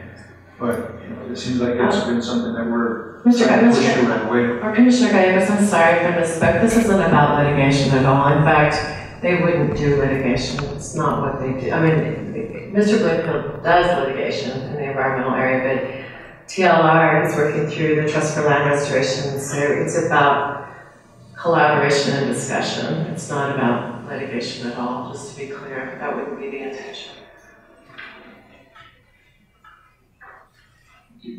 All right. Anything else? Thanks for speaking. Thank you.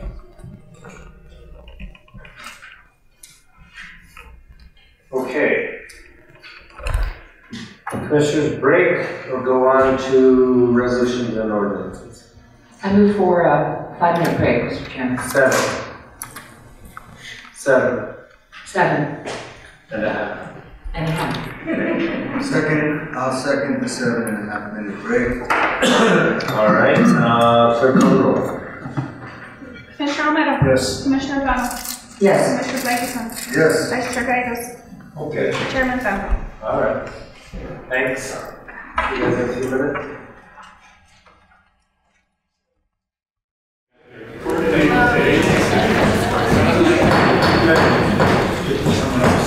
I do this with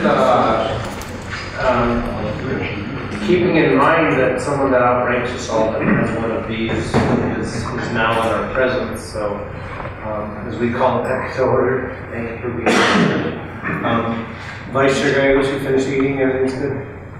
Yes. And thanks, Rob, for me inviting your chili dog. I really appreciated that. But motion to come back into session.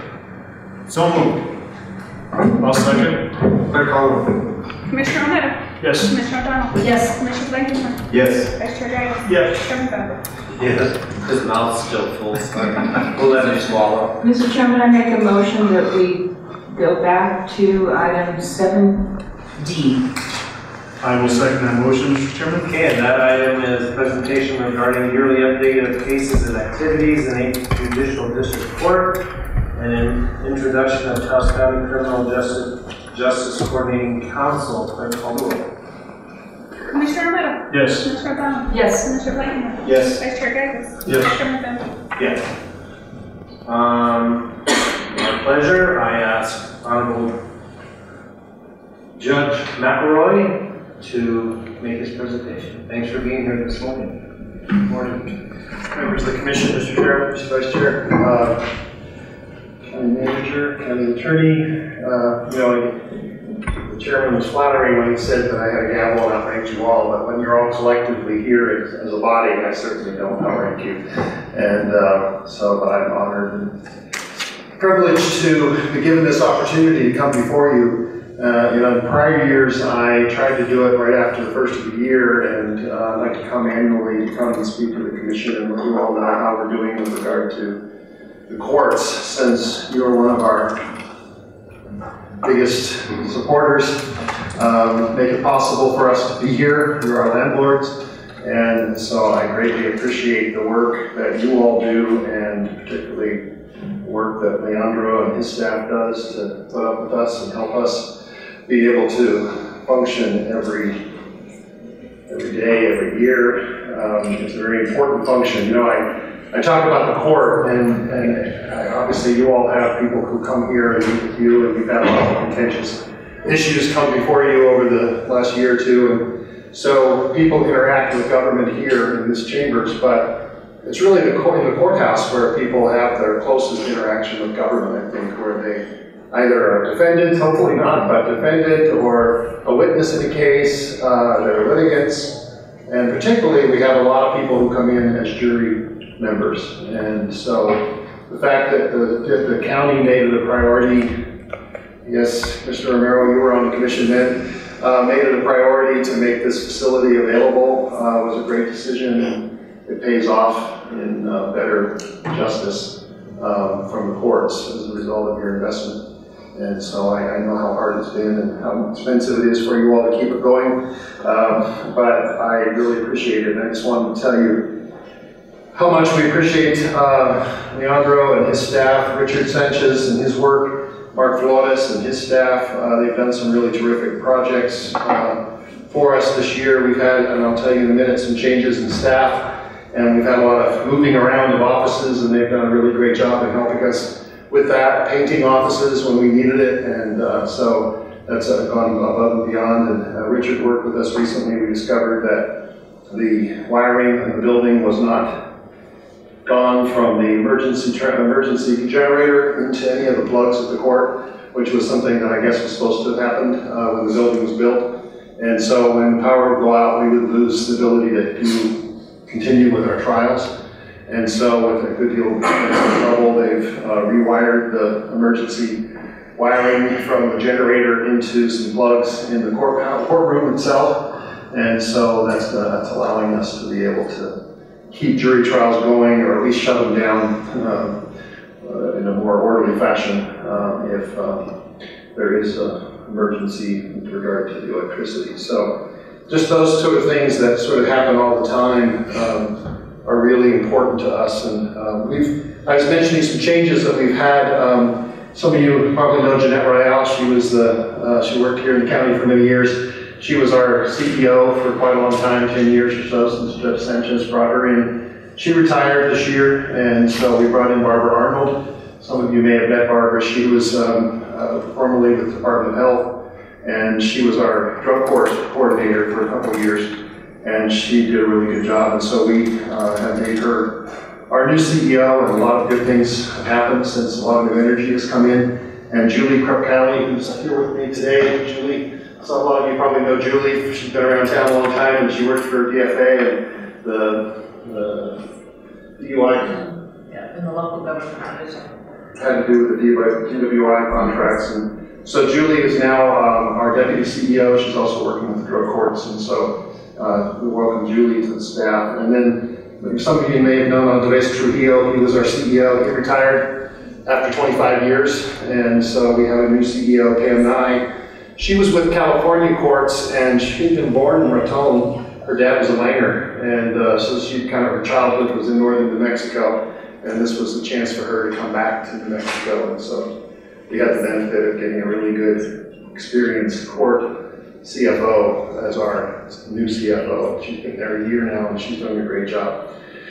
So just briefly, I wanted to go over some statistics to give you an idea of kind of the work we're doing. These numbers are actually not from the past fiscal year that just ended, but the year before that. But our numbers are pretty much constant, have been for quite a few years. So the numbers will be about the same. We had 428 adult criminal cases in the fiscal year of 16, or let's see, the 17, I guess, no, 16. We had 48 adult criminal cases, 88 juvenile delinquency cases. And out of those adult criminal cases, we had 11 jury trials and 6 bench trials. So we do about 1 jury trial a month in the courts, in the criminal courts, and then also do some bench trials. We had 1,569 civil cases, new civil cases filed. So that's about, 3 times the civil cases than criminal cases. We only had 2 civil jury trials, however. Those rarely actually ended up going to a jury trial. So we had 2 jury trials, we had 9 bench trials. Of those civil trials, 71 were tort cases and 369 were contract cases. I also thought it was interesting that 395 were domestic violence petitions. So we have more than 1 domestic violence petition a day on the average. That's every day of the week, not just the 5 days we're open. Domestic violence petitions filed every day. 289 of them were new domestic cases like divorces or child support, child custody, and 360 were reopened divorce cases. Those are often, they don't go away. You know, we sort of see them and then people keep coming back with issues. So that was 649 divorce cases basically that we worked with that year. 349 child support enforcement cases. We have a child support enforcement hearing officer. We also have a domestic violence hearing officer. So a lot of those cases, we have hearing officers to hear it so that the 2 judges, Judge Backus and I, can have support for that. We had 43 abuse and neglect cases with children whose CYFD has had to come in and take over, and we had to file petitions with the court. So 43 of those, that's about 1 a week, and 97 probate cases. So that just kind of gives you a snapshot of the kind of cases that we're having and the numbers of cases. Our numbers have pretty much stayed even the last few years, and not, if they've gone down on the civil side, they've gone down, but also the filings have gone up. With people being able to file things electronically now, people file a lot more pleadings than they used to, and that results in a lot more hearings and dealing with it. We also have a lot more pro se litigants, and so there's a lot more pressure on the courts to deal with people who don't have attorneys, and so we're dealing with the pro ses.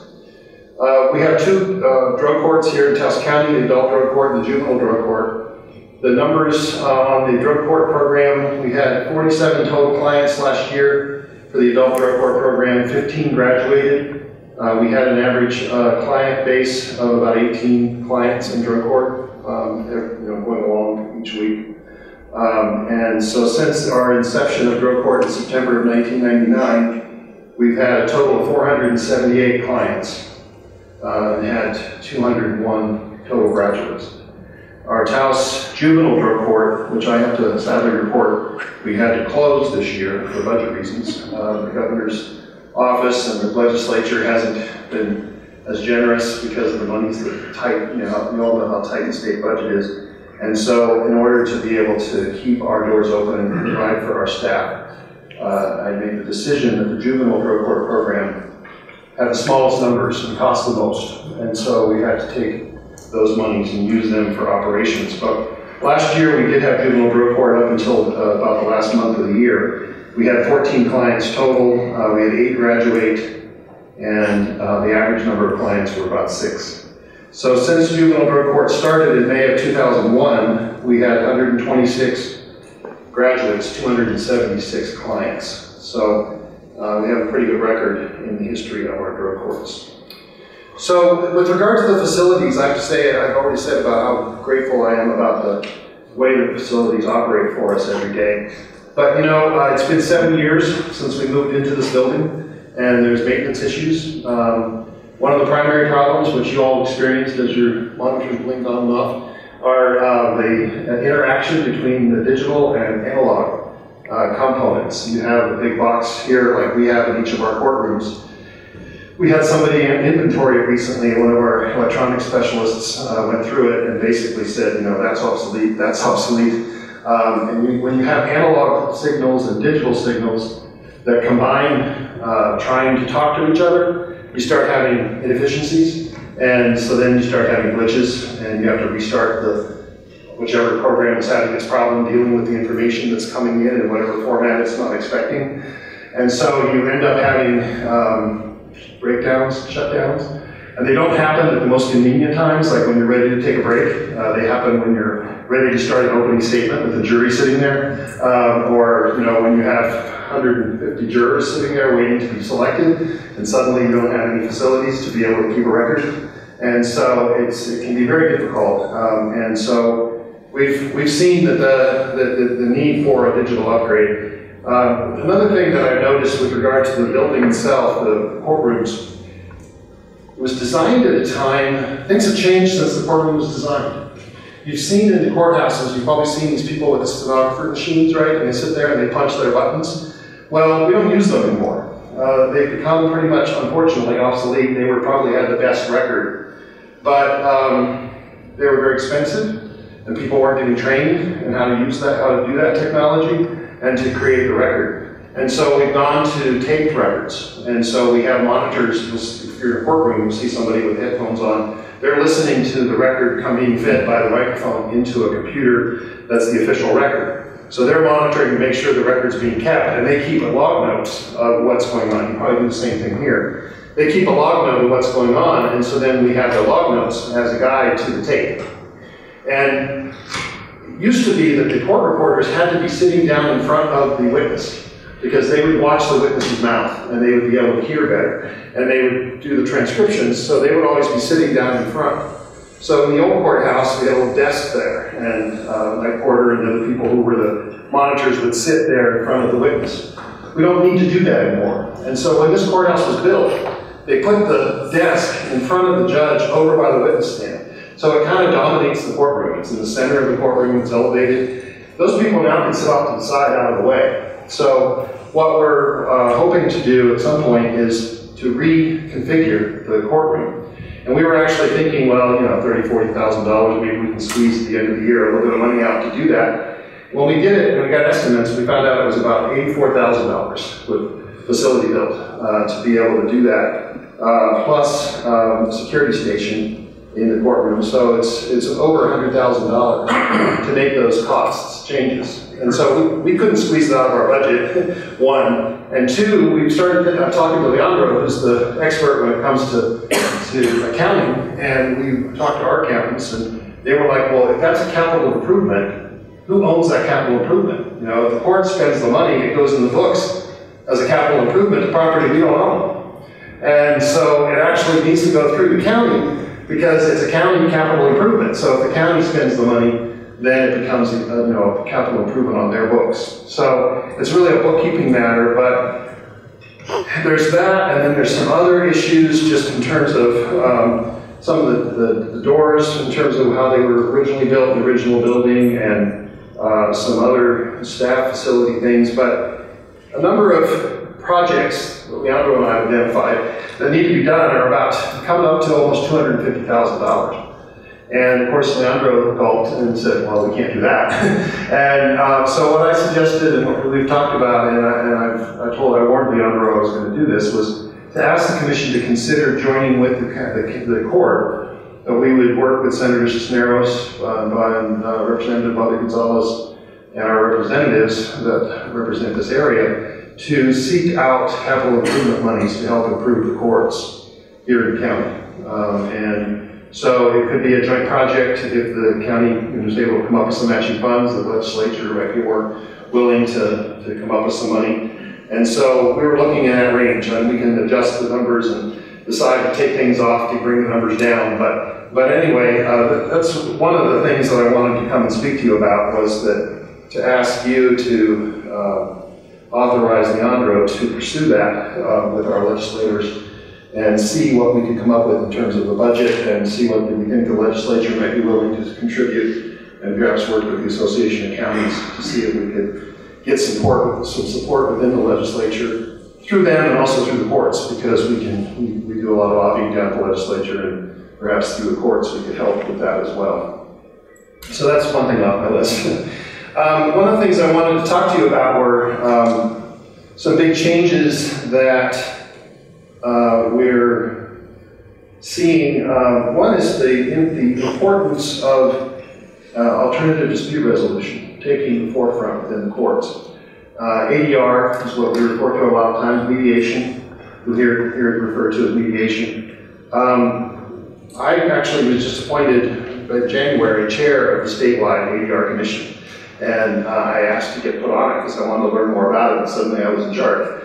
I told him I couldn't, a few months ago I couldn't spell ADR, and now I'm in charge of it. But I'm on the commission, and we got House Bill 131 passed in the legislature this last session. And what House Bill 131 does is it allows us to be able to have litigants participate in the cost of ADR programs. So we can have mediation, arbitration, other types of dispute resolution programs, and pass that cost on to litigants who participate on a sliding fee scale, so that we have access to justice. So if you can't afford it, you can still get involved. But those who can afford it help pay the cost, because we just didn't have the funds to do it in the past. And so what we're encouraging courts to do is to put dispute resolution up front in part of the case management system. So when a case gets filed, the first thing you do is look and see how can this case be most quickly resolved. It's part of our notion of a multi-door courthouse concept. And if you've been over to the courthouse in the last few weeks, you'll see that we built something in the lobby. And we call that our Dispute Resolution Center. And it's kind of my field of dreams idea. If you build it, they will come. And the idea is that by having a Dispute Resolution Center and an entrance to a multi-door courthouse concept, then we have a half-time staff person that's working on it, and we will hope to use attorneys who volunteer, public that's involved in dispute resolutions, and in this Dispute Resolution Center, encourage mediation, encourage dispute resolutions for people who don't even file lawsuits within the community. When you have disputes within the community, people can come to the courthouse and we can help them understand how best to resolve their dispute. And we also have that there as a self-help center. I told you we have a lot of pro se litigants. So there's desks there with computers where people can come in, get on the computers, get to the forms, and be able to, we can help them, guide them through what kind of forms they need to fill out for their divorce or their landlord-tenant problems or whatever. And so that we're having a self-help desk as part of that Dispute Resolution Center. And I want to thank the staff of the county who helped us get the electricity and the telephones and power and stuff to it. We're still not completely done with that project yet. There's also some big changes in courts with regard to our pretrial release rules. You've probably been hearing, you heard about the amendment to the New Mexico Constitution that the voters passed last November. And what that did was that allowed for, it abolished the notion that if you can't afford a bail, you don't get out of jail. It also changed the concept that judges don't have the authority to hold people without bail. So the idea is that you want to keep people in jail who need to be in jail, and those who don't need to be in jail, you help get released. And so in addition to the constitutional amendment, the bonds and the bond schedules being abolished and things of that sort, we put into place the new pretrial rules. Starting July 1st, the Supreme Court issued new rules for the district courts and magistrate courts in terms of pretrial release. The concept of that is that, when I was a prosecutor and I used to go up in front of the courts, and you had somebody who was a really bad guy, and I would ask for $50,000 cash only bond or $100,000 cash only bond. If it was a 4th degree felony, I might ask only for a $5,000 cash only bond or a $10,000 cash only bond. And I was aware that it was a bit of a fiction. It's like, why does how much a person pay to get out of jail make the community safer? So it really is more reflective of how angry you are at somebody. You're pissed off because they've done something you don't like, and so you want to make it, you really want to stick it to them. You want to have $200,000 cash only bail because this guy's really a bad guy. And so that concept really doesn't make sense when you think about it.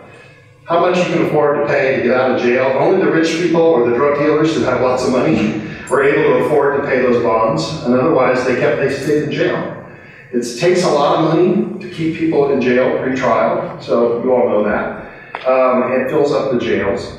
It also, so it saves money.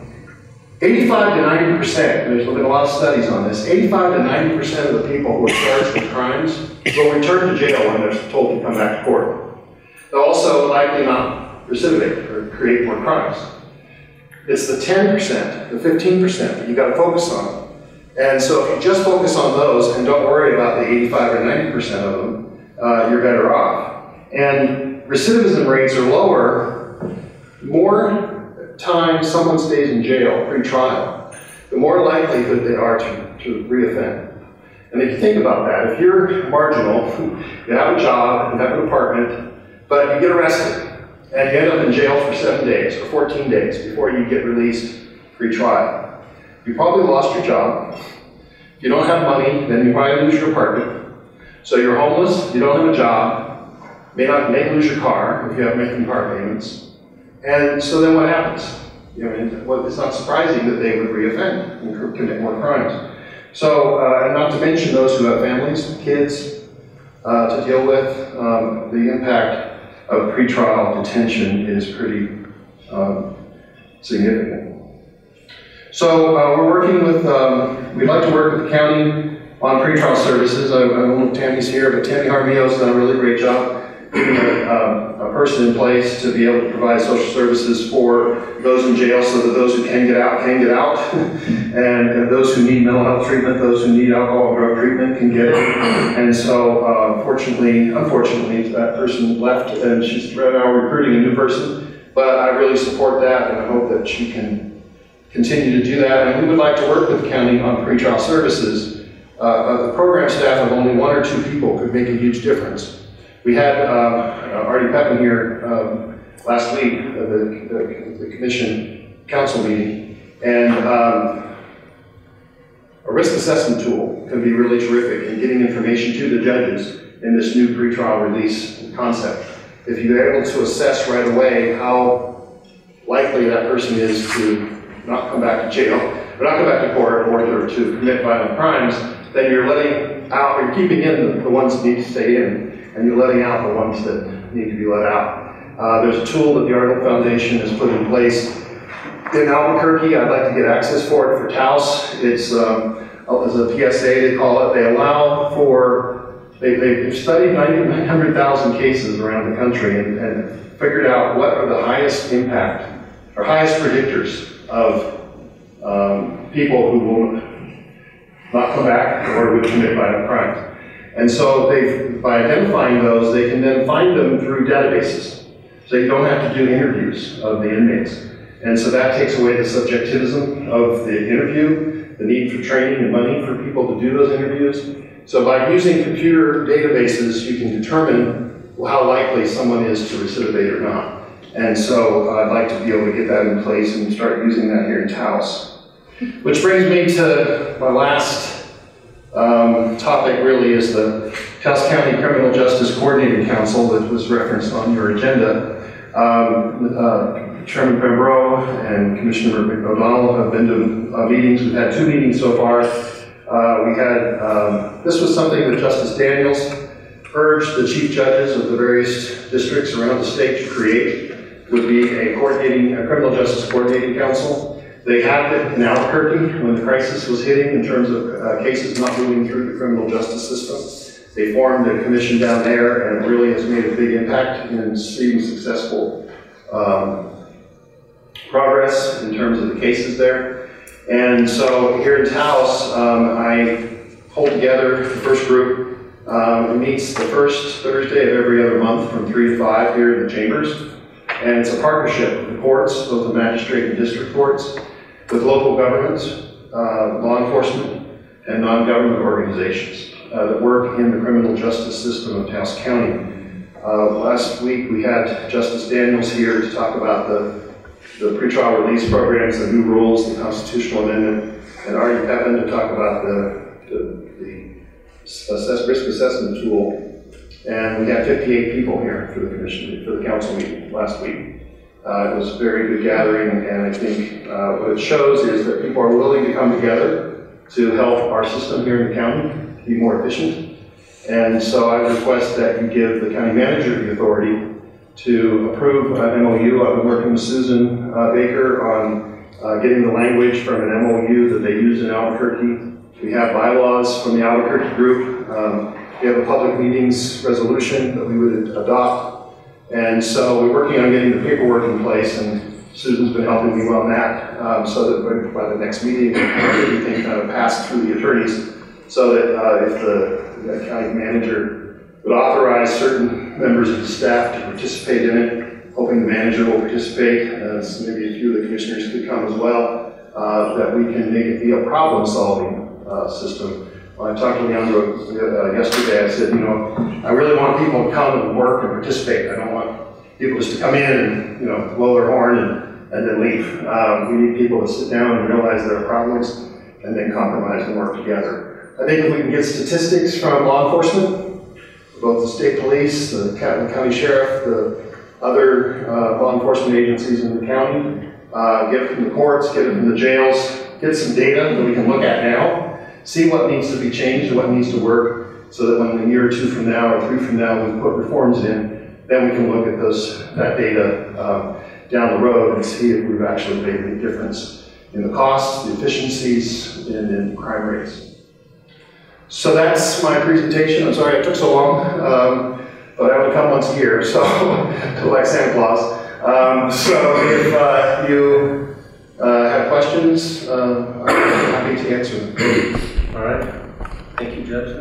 Commissioner Blake.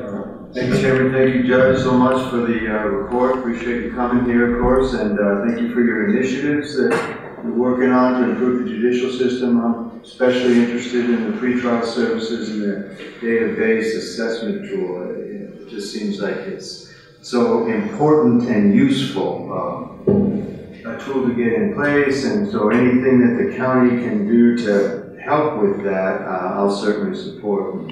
I'll pay better attention going forward to those things as they progress.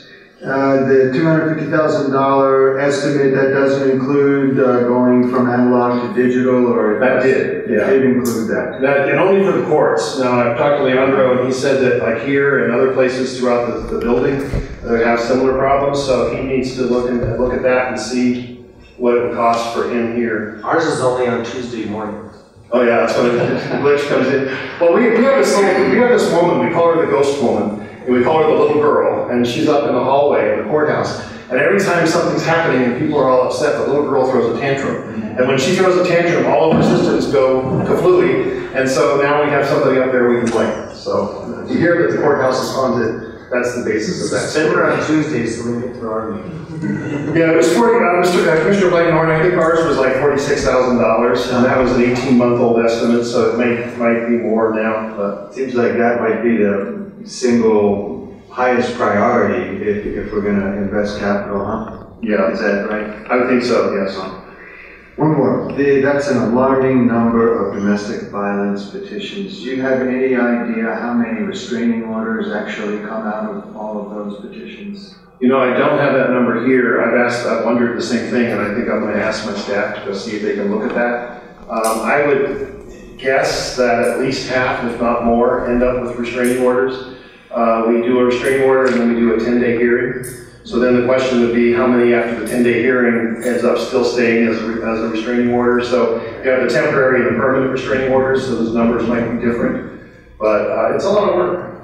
Because then each one you have to take to the sheriff's office. The sheriff's still here? You have to take it to the sheriff's office. The sheriff's office has to go find the people and serve them. So it involves a lot of resources. Thank you. Thank you. Thanks, Judge. Mr. Chairman. Hi. Hi. Judge, when you say you want statistics from law enforcement, what kind of statistics? Well, I think we need to look at the number of arrests, what the types of crimes there are in the county. I think maybe someone's already assembled that sort of information. Yeah, and so but I wanted to work with whoever has those numbers, and we can verify the numbers, we can look and see if they're valid. But not only to look at the types of crimes and whether our crime rates go up or down, which we need to have a handle on, but things like, how many go to jail? How long do people stay in jail prior to trial? How many people get sentences? We have not just our courts, but we have the municipal courts that put people in jail. So it'd be useful to know what numbers of why people go to jail. How many are probation violations? How many are repeat offenders? How long does it take to get someone to trial? Those are all numbers that would impact and help evaluate the system. And what as someone who's sensitive to numbers, I know that if you don't know where you are at the beginning, then you don't know where you're going and you don't know what you're going to end up at the end. So we can start running around trying to do reforms, but if you don't know what the problems are, then you're just wasting your time. Well, I know state police actually manually does it. And so you can get the numbers from state police, but it's a manual input. Taos Police has all that legacy information, but the sheriff still needs to get up to speed because I've always wanted to know where is the crime happening, who's being arrested, what are the crimes. And our former sheriff would at least give us so many burglaries, so many DWIs, but I think I really want to see that data, so I appreciate that it's part of trying to solve this problem. Commissioner, I think the whole issue is that isn't that people aren't wanting to work together and help. I think it's a matter of time, how much time people have. Those of us who are now getting involved in this commission, the council, we're all busy. We all have full-time jobs doing other things, you know? And so maybe collectively as a group with 15 or 20 or 30 people involved, if everybody does a little bit, you know, then maybe we'll have a lot more synergy and we'll get more done. But I don't think there's any one person that has the time to really pull all this together, but and that's why we're only meeting every other month, and I expect, you know, it can take a year or two before we can start seeing progress.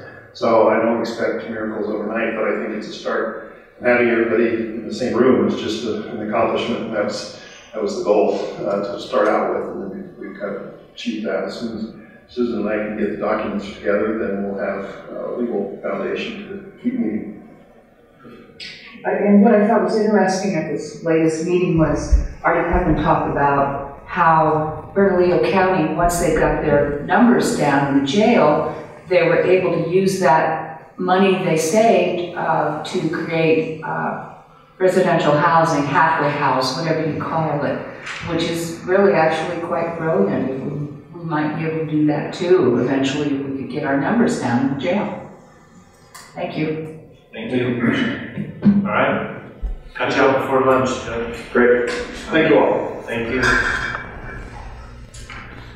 Our next item is item 9 under resolutions and ordinances. Mr. Edward Martinez, the solid waste director, and Lupe Martinez, our finance director, will present resolution 2017-36, which will repeal and replace resolution 2017-9, setting solid waste fees. Good morning, Lupe. Thank you, Mr. Chairman, Commissioners. Edward Martinez apologizes for his absence. He got sick and he had to leave, so he sends his apologies for not being here to present this resolution with me. Resolution 2017-36 allows for Taos County to go into quarterly billing for our customers as a result of their needs and the customer base that we do serve.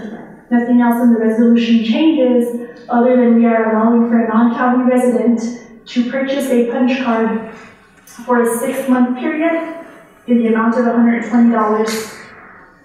This resolution was previously in place by the Commission. There's only 2 provisions in this resolution that does change. 1, allowing us to go to quarterly billing, and 2, to allow the county to purchase cards to our non-county residents, and I do recommend approval.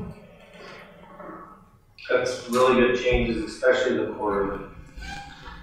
Commissioners, motion to approve. I'll second, Mr. Chairman. I have a motion and a second to approve resolution 2017-36, which repeals and replaces resolution 2017-9, setting solid waste fees. No further discussion. Clerk, call the roll. Commissioner Romero? Yes. Commissioner O'Donnell? Yes. Commissioner Blankenhorn? Yes. Vice Chair Gagos? Yes. Chairman Bamber? Yes. Mr. Ford. Mr. Chairman, Commissioners, I just wanted to let you know this isn't the end of working on this ordinance and resolution. What I think our goal is to try and better understand our revenues by doing the quarterly so that we can evaluate how some of the discounts that were brought up in our retreat can be offset. So we do still want to continue to look at the possibility of discounts for our senior citizens, disabled, things along those lines. We do feel it is important to put together a committee as suggested by the board to look at that. There's a lot of great ideas that come out for solid waste reform, but it's difficult to think about implementing them because things have to be revenue neutral. And so we certainly know that there's still more work to be done. And we just want to let the commissioners know that we're not done with this. This is just the first step, and I want to thank Ms. Martinez, Mr. Martinez, and the legal department for getting this done. Thank you.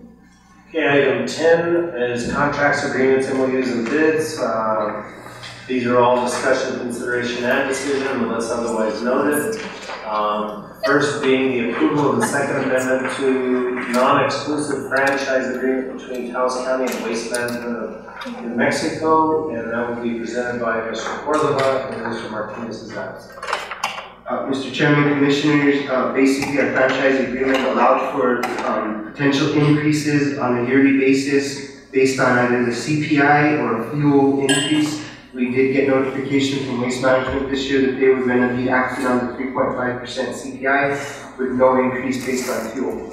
And that's what we're looking at approving today. Next time for any questions. Pleasure, Commissioner.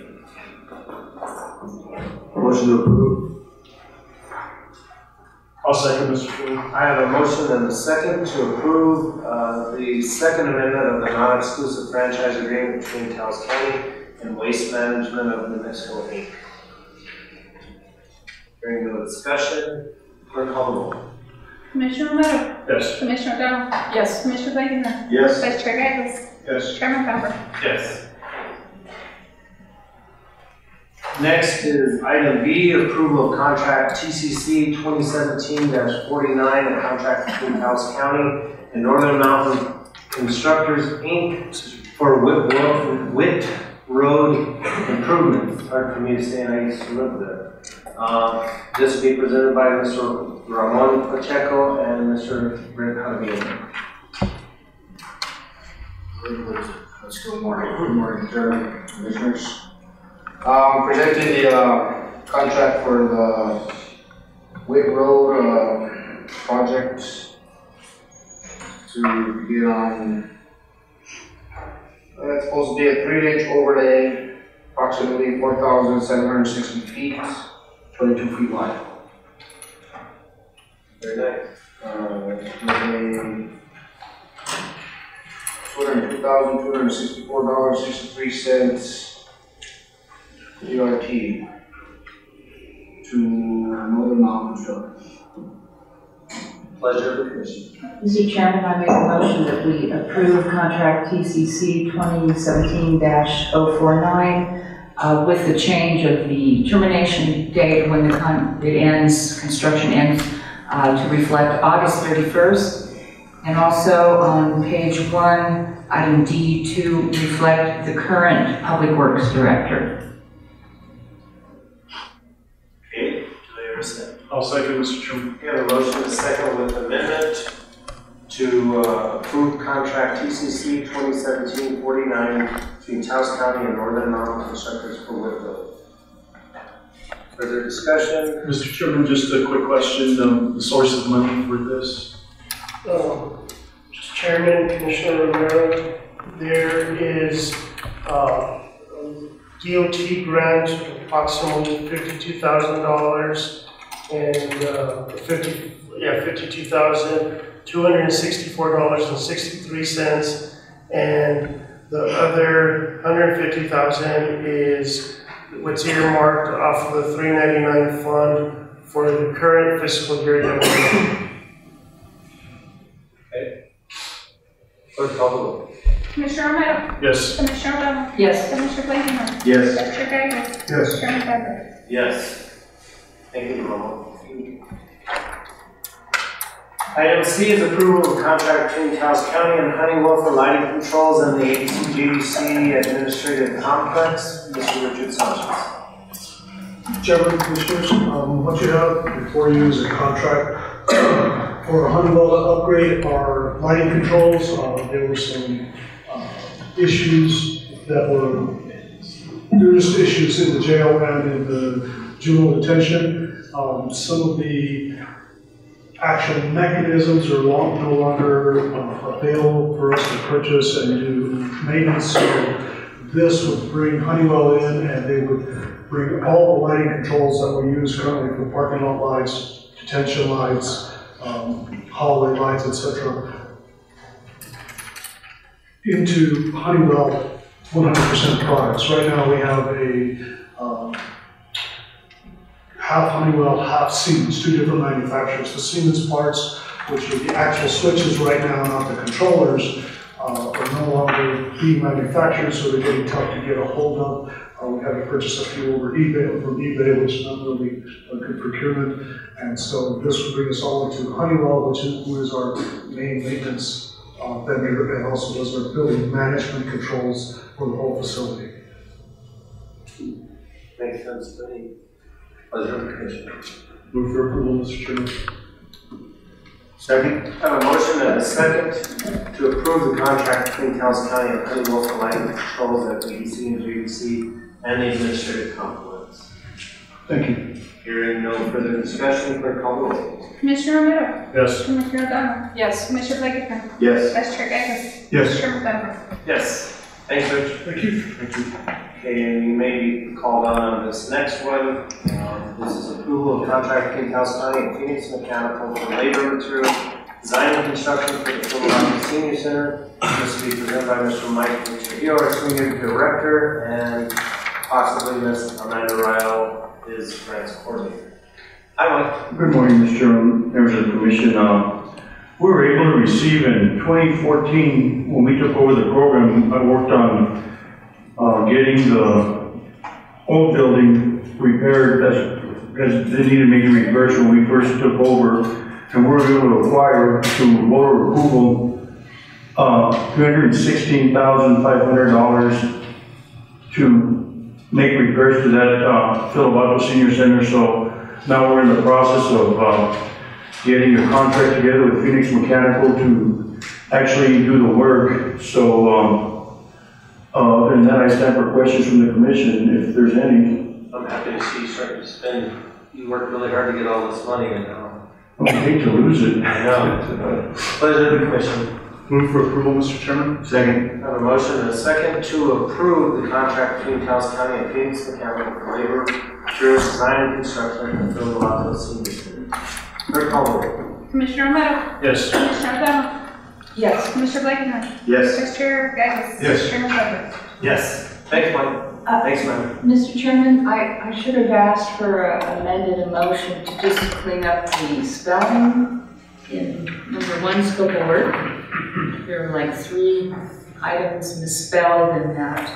They'll take care of it. If you can take care of And that's, scope of 1, work, number 1. to Richard, because I haven't seen the actual final draft of the scope of work, so. We'll get it fixed. But it's minor, we can fix it. Thanks. Mr. Chairman?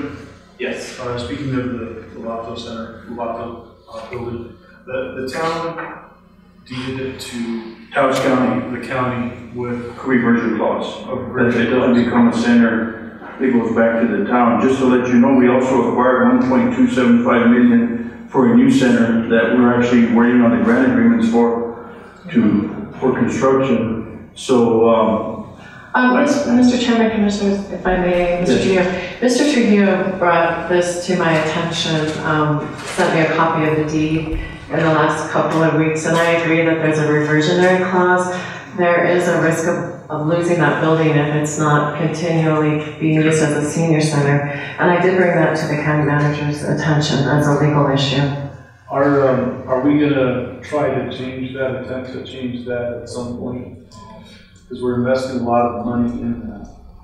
And that's not all the amount of money we've invested. We've invested, even when we took over the program, we invested quite a bit of money for mold remediation and other things that we had to do in order to actually utilize that building. So it might make sense for the commission to try to keep that building and use it for things that the county deems appropriate. So. Mr. Chairman, Commissioners, yes, we've been aware of the reversionary clause from the time we accepted it. Yes, before we move forward with the brand new building, we would make sure that we ask the town to remove that so that the work we put into it allows us to use it for something. There are a lot of opportunities out there for us to use that building and the land as well, continuous with our sheriff's department and the empty lot that we have. So definitely moving forward, we're trying to ask them to remove that. It was a previous council that put that stipulation into the deed, and so I think it would be a good time to ask the current council if they would consider. When do you plan to do this?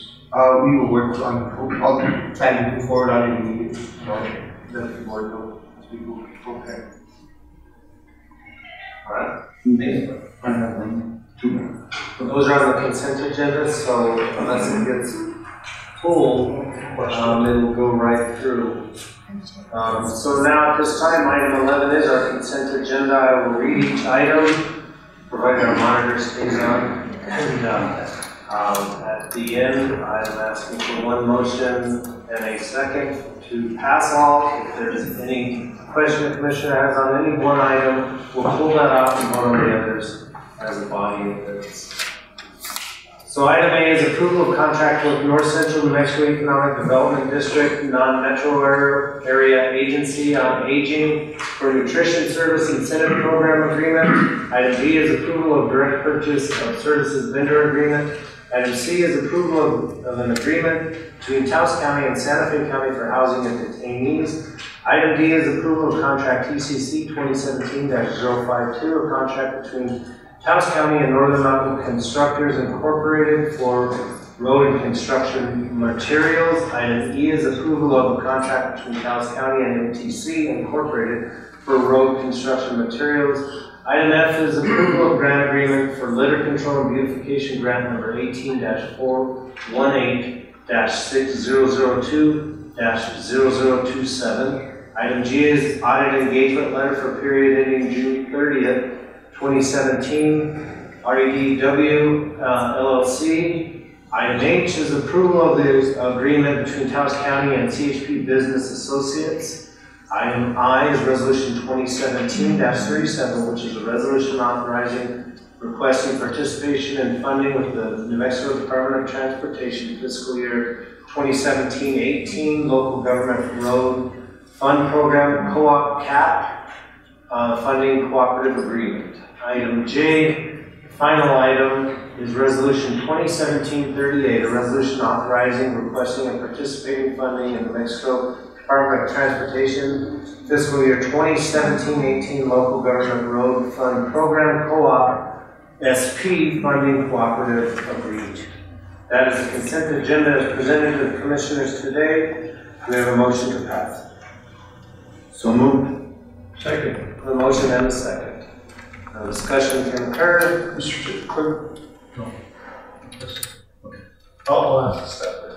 Okay, thank you. Clerk call the roll. Commissioner Romero? Yes. Commissioner O'Donnell? Yes. Commissioner Blakenhart? Yes. Vice Chair Gagos? Yes. Chairman Bauer? Yes. Thank you. Okay, next item is item 12, County Manager's Report and Matters. There are some, I don't believe there's any discussion, consideration, and decisions. This will just be an update on various items. Mr. Cordova, and then we also have Richard Sanchez will follow with some other updates. Okay. Mr. Chairman, Commissioners, yes, thank you. Mr. Sanchez will follow up with updates on all the construction projects that he's been tasked with. But I just wanted to let you inform you of a few things that happened over the last 2 very busy weeks. Last week being a short week, it's certainly a lot that may not have seemed to have gotten on this agenda, but will get on the next agenda. We're trying to make this one work because of time. First, I want you to know that we did receive our fire protection funds distribution allocation. There are 6 volunteer fire departments that will not be receiving any money in this very first distribution. It looks like it was based primarily on their reserves and their ability to get through this first quarter. The rest of our departments will get something. However, it looks like it'll be a quarterly distribution overall throughout the year. And I do want to let you know that a couple of our districts actually received more money this year than in the past. So I agree with that move by the fire marshal. I think it's important that they allocate more so there's less for them to take in the future. So they should probably get it out versus letting it sit there and be taken. So I just wanted to let you know about that. Also, I wanted to inform the commission that Mr. Jaramillo, Anissa, and Nell are working on float for the county to participate in the fiesta. So I'm going to hand out some pictures of the concept. Basically, we intend to use one of our new public works vehicles, the flatbed truck with the racks to kind of build something simple, keeping with the theme of the fiestas, and having enough room for everybody to be able to participate if they so choose. So I want to thank them for that. Certainly not one of my strengths, but I appreciate that they are very good at putting things together like that. So we will have a float this year. I want to say thank you because now I don't have to walk the parade. I can throw out candy from the vehicle. That's still allowed. I want to thank them also. I do appreciate them taking the lead on this. Thank you. Next, I wanted to inform the Commission. In our last meeting on the 27th, the Commission approved an extension of our contract with Angel Fire to provide dispatching services for them. Basically, the day after we approved our contract, well, on June 30th, a couple days after, they sent us a letter letting us know that they no longer intend for us to provide those services. We will be giving, we'll continue to dispatch for them for the month of July. Basically, it was a 30-day termination. We don't. Is it? Yes, it is. Hello. We brought them on about a year ago at their request. Essentially, we did answer an RFP they put out. We did accept them on. We needed to hire an extra person. We did. We had a contract of about $58,000 a year with Angel Fire. It's unfortunate that we're losing them. However, there are a lot of concerns they had, mostly regarding the connectivity. It isn't a perfect connectivity for us, and we've been looking at improving that connectivity, and the truth is it would have been in the $80,000 price range to really provide the kind of connectivity that they should have for perfect communication. So the request in the future is going to be a longer term anyway if they were going to stay with us, so that we would be able to invest that money. They are choosing not to continue on with us. We're not going to ask them to hold stay if they don't want to stay, so we do understand that. We are hoping to collect the tax in mid-September that we're going to start receiving. We ended the fiscal year with a little over $300,000 in the bank as reserves. We can get through the shortfall of about 1 month without that revenue. There will not be a need to eliminate the position either. So we'll keep the position that was hired. And basically at the end of the day, to me it means better service for our Taos County residents. We now have more capacity over there, and we'll be answering less calls across the border. So we may in the future have the opportunity to work with them again, but at this time we will no longer be serving Village Union Fire. We are taking the measures already to make sure that we have good connection for Rio Fernando, who are in the canyon and who have kind of benefited from that partnership a little bit. So that's something that we're already working on, getting advanced communication up to the towers to make sure that they continue having good connectivity in Rio Fernando. So I stand for any questions if there's anything regarding that.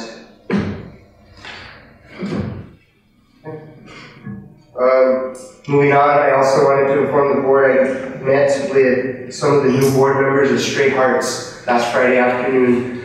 As you probably are aware, you may have seen in the newspaper, they have lost their executive director, and once again are going out for another search to find an executive director. They also at this time currently do not have a veterinarian on staff. The work over the last year was tremendous. They did a lot to reduce the numbers.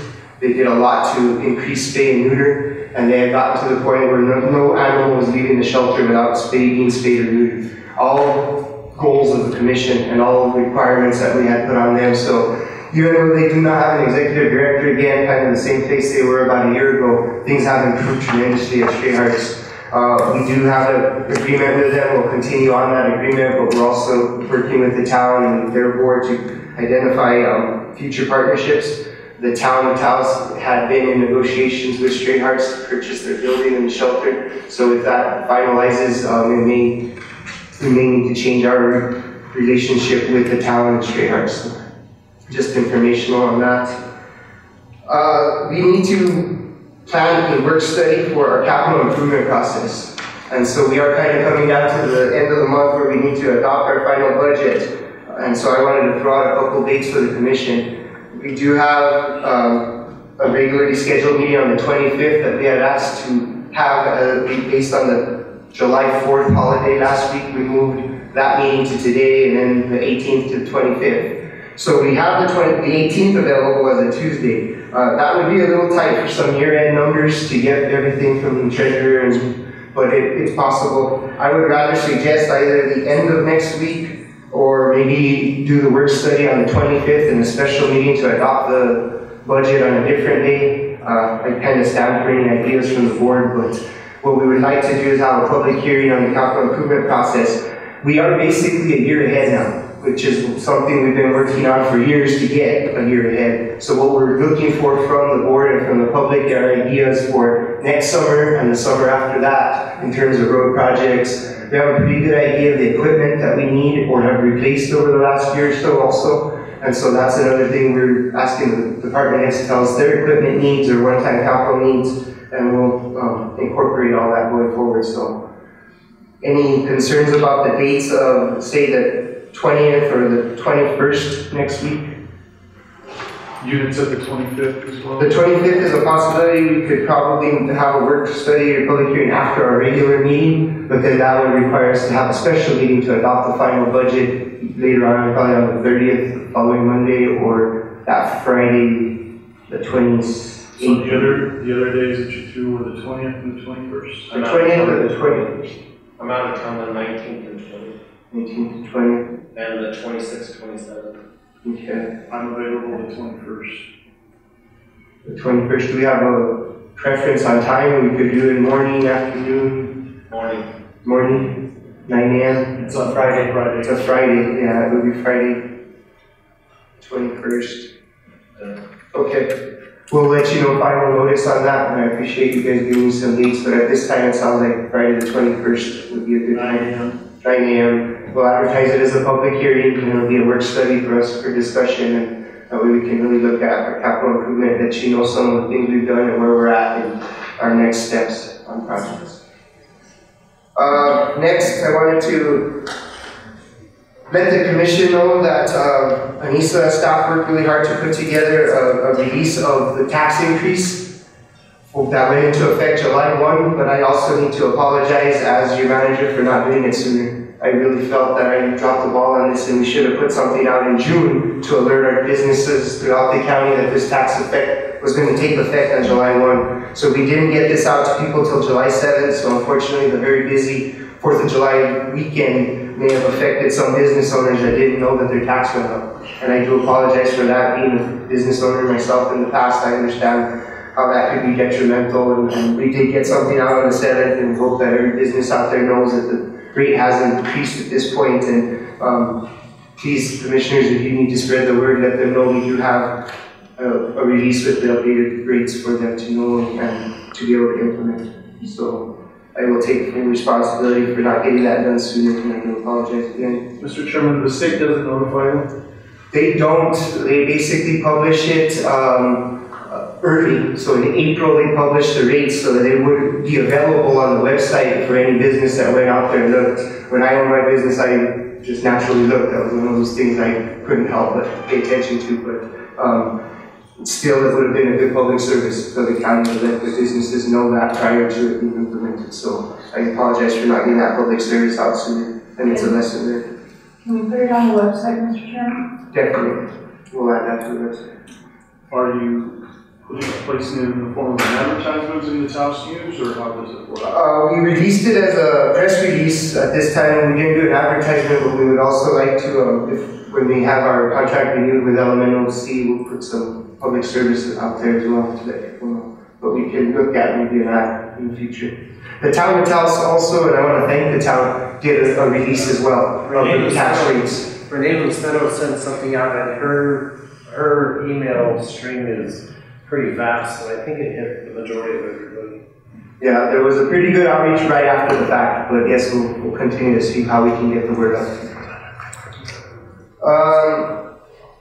Also wanted to let the commission know that UNM-Taos District 5 has scheduled a pre-construction conference for staff on July 21st so that we can start the project for this main drag over the summer. So that pre-construction conference will help allow us as staff to have more information to bring back to the board to share with you guys. I believe it starts in August, but I will let you know after the conference exactly. Hopefully they'll have some set dates that are true and real dates that we can share with people and let everyone know. So 20-minute delay in the canyon, then a however much delay here. That'll be a half hour. Yes, we will have some congestion, and it is unfortunate. The town has opened up the Salazar extension, so we can let our constituents know that that's available as a bit of a bypass or Webb Road, we can go the other way. Yeah. So, you know, and our, hopefully construction of those corridors will be complete before then, and that will be another alternative to help the locals who know our back roads get around some of the most. Speaking of those corridors, how is that going? They raised the manholes, or they lowered them. Yeah, however, some were raised lower. They're doing the culverts now, right, Brent? And then they'll go back to compaction and then start paving in about a week and a half. Yeah, there's not much activity on it. I've been on it quite often, and there's nothing going on. The conditions of the road are really bad. They are. They are working on it, and we hope it will be paid by the end of the month. When do they work on it? Yeah, I think they have a lot of phone calls about it as well. When do they work on it? I don't know exactly their schedule, but there's no activity during the day. Okay.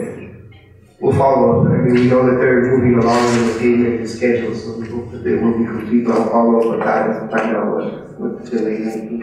Mr. Chairman, if you could do some kind of a press release relating to the road project for those Cordovas. So if people ask, there was a press release you could put on the website or Facebook. And also, I would like one for Whit Road too, something official that we could let emergency services people know, just some kind of notification for those two projects, I think would be helpful. Good suggestion, thank you.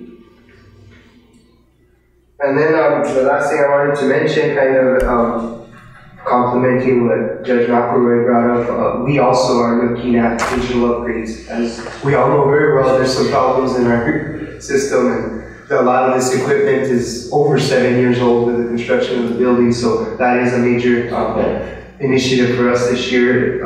We've heard Medina's already been working on the scope of work. We've had multiple meetings with the clerk's office over the last 2 years to talk about their needs in terms of capturing sound and for their minutes and stuff, and they've let us know what their needs are. We're now finally going to move and purchase and implement. So, staff, for any questions on anything else that the board might have at this time? When's our next regular meeting? 25th. Okay, July 18th. I have some really quick comments. If it were possible, if we could put the float in the Penasco parade, which I believe is August 6th, which is a Sunday, I have to check. I guess Anissa left, but. And the parade queen? Well, so just the possibility of an August 6th would be nice if Mr. Chairman could be the parade king and join us in Penasco. In addition to that, would you please give all the commissioners the letter that you're thanking all the businesses for the NMAC donations when it comes out? I'd also like to see a breakdown of the businesses that gave money. So if, you know, as a separate list, but it would be nice for us to see that thank you letter that's going out to the businesses. I'm sorry, I can't hear you. They all went out already. All right, well, send us an electronic copy of that, and then could you provide a list of how much money we raised? And then if, Mr. Cordova, if you could make a recommendation on how to proceed with the judge's request working on law enforcement data, specifically maybe to help the sheriff begin to have electronic copies of their activity. You know, town of Taos has it, that won't be a problem getting, it won't be a problem from state police, getting those stats aren't a problem. But I want to make sure the sheriff has the tools he needs and that we start getting data from the sheriff. So I'd like you to maybe make a recommendation on how you would proceed on that. Well, Mr. Chairman, Commissioner O'Donnell, I'll let you know the major roadblock was not having direct connectivity for the sheriff here, which is now we've worked on. That is no longer an issue. They're no longer VPNing into Spillman. They have a direct connection to Spillman. So that was a major first step. We're purchasing more servers and infrastructure at E911 that will give more access to that shared drive. And so I'm not technical enough to give you all the details, but it's a project that's certainly near completion that has been a long time in the planning that will really move things along a lot quicker now that that's done. We'll also be able to pretty soon connect to the fiber at Carson because we're waiting on that project to be completed before we can take that next step. So I will continue to push that. We have had issues in the past, and every time they come up, we try and address them, and a lot of times it was major infrastructure that needed to be done, so that's what we're planning for and budgeting for. Okay, thank you. Thank you. All right. Vice Chair Gagnon. Maybe a question for Commissioner O'Donnell. What's the purpose of that, finding out how much money everybody donated? Is it?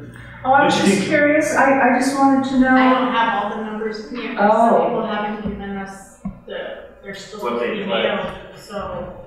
Well, at some point I just was curious. I was curious like how many energy bars were donated. I sure enjoyed 3 of them.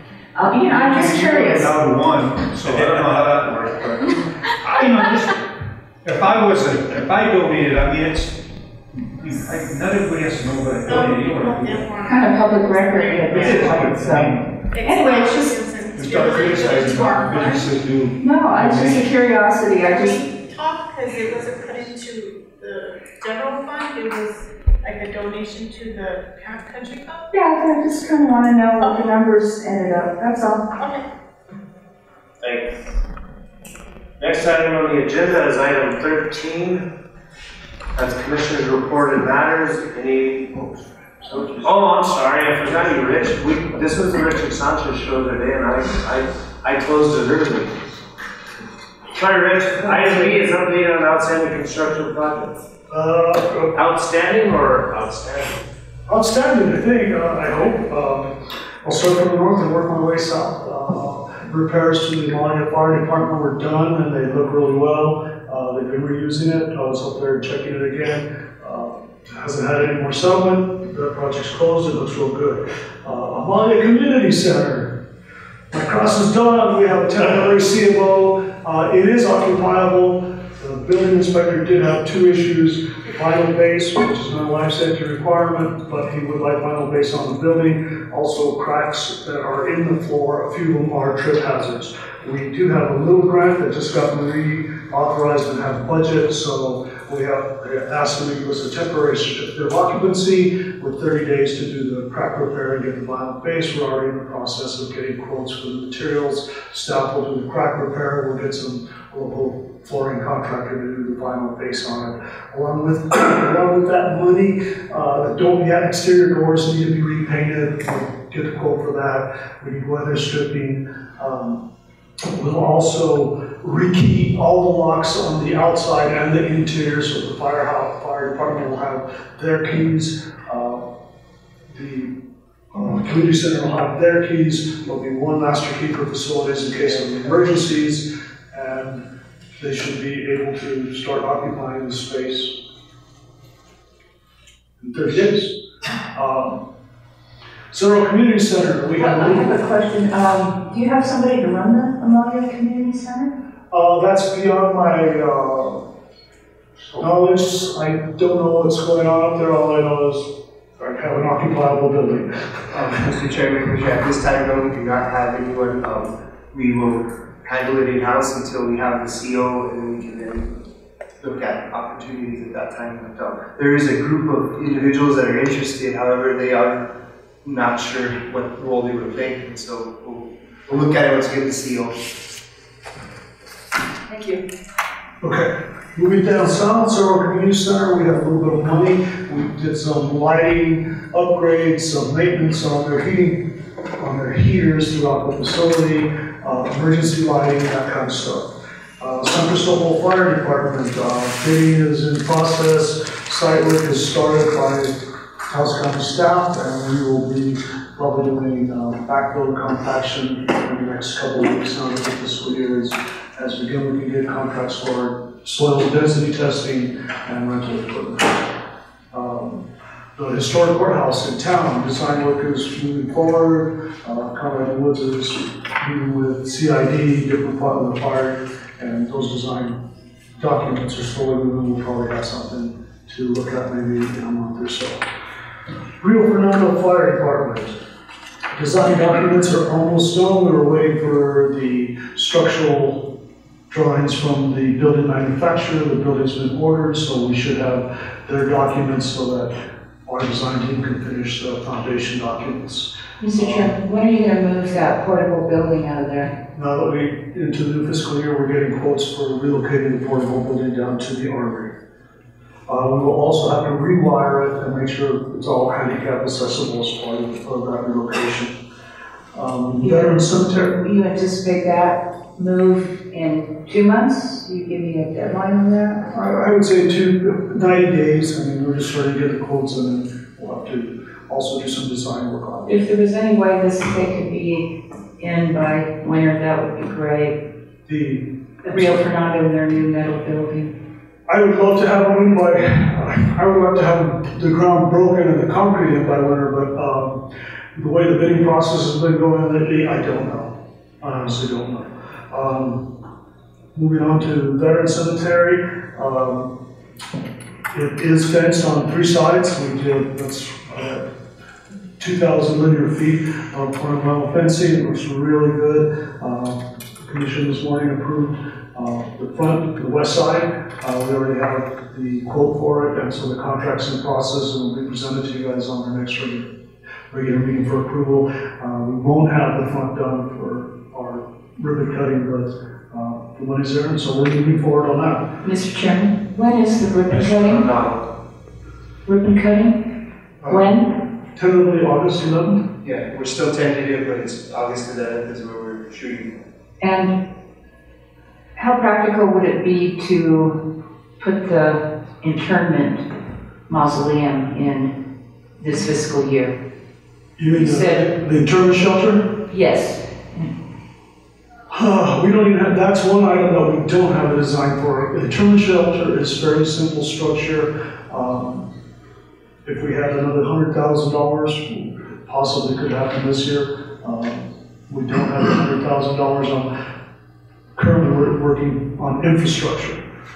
All the infrastructure always has to come in first. So my goal is we'll get the front wrought iron and ornamental steel in place, a construction fence where the masonry and main entrance will be to secure the facility, and then that way we can put the well in, put in septic systems, bring in power, telephone, underground conduit for all the buildings that have to happen eventually.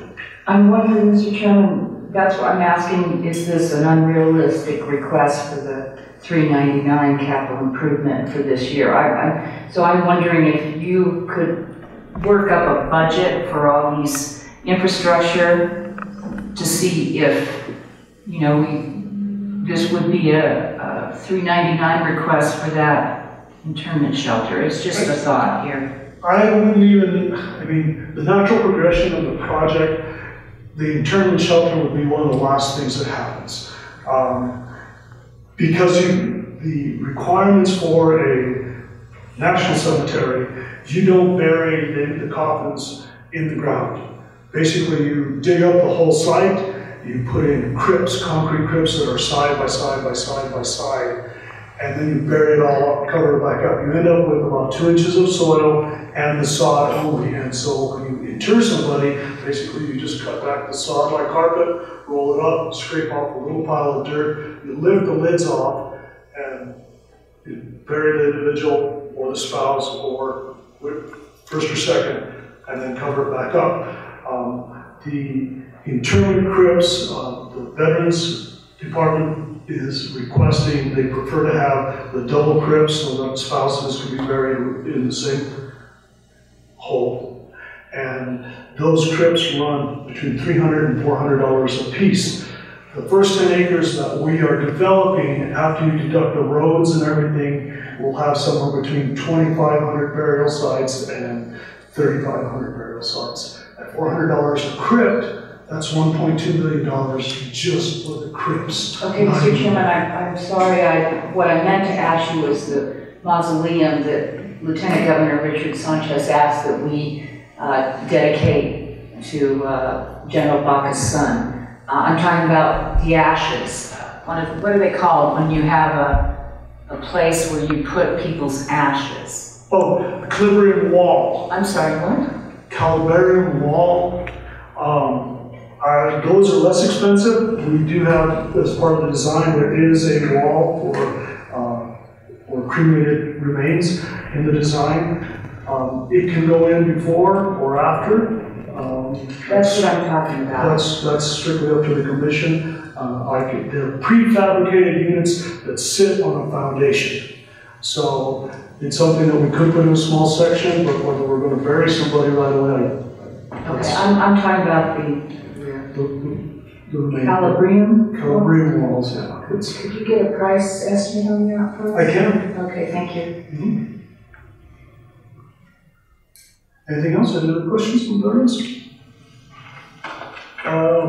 At the courthouse, this courthouse, we put in the security screen for the deputies at the security desk. It is a security screen. It's not bulletproof glass. Bulletproof glass only works if you have no penetrations, no sight lines.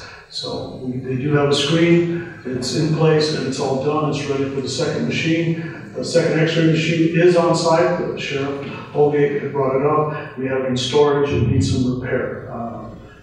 I don't know what the timeline is for the repair on the second X-ray machine, but it's all designed to accept it. Ag Center, let's see, okay, Ag Center, we're working on design. They're still working on design right now. Now with the soil and water conservation that has built their building on the corner of Salazar and Chamisa, the natural gas line has been run down along Chamisa Road. One of the things that I would like to do is see how much it would cost us to bring natural gas to the agricultural center and the arena building. So we're looking into easements and whatnot along from Chamisa to the Ag Center property. There will probably be a change order in the design documents contract.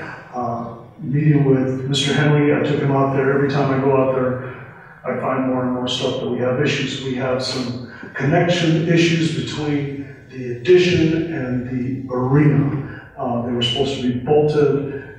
They're welded. They're not really done per structural code. I've asked Mr. Henry to get a quote from the structural engineer to come out and look at the connections and tell us what we need to make sure that they're viable. The building hasn't fallen down, but it's not done correctly. Mr. Chairman, are you going to be putting showers in as part of the new design? That's something what I asked for, but we have showers there. I understand, and there's all the plumbing is already in place. It's underground, under concrete. If the commission wants showers, that means we have to take out from the classroom or somewhere else.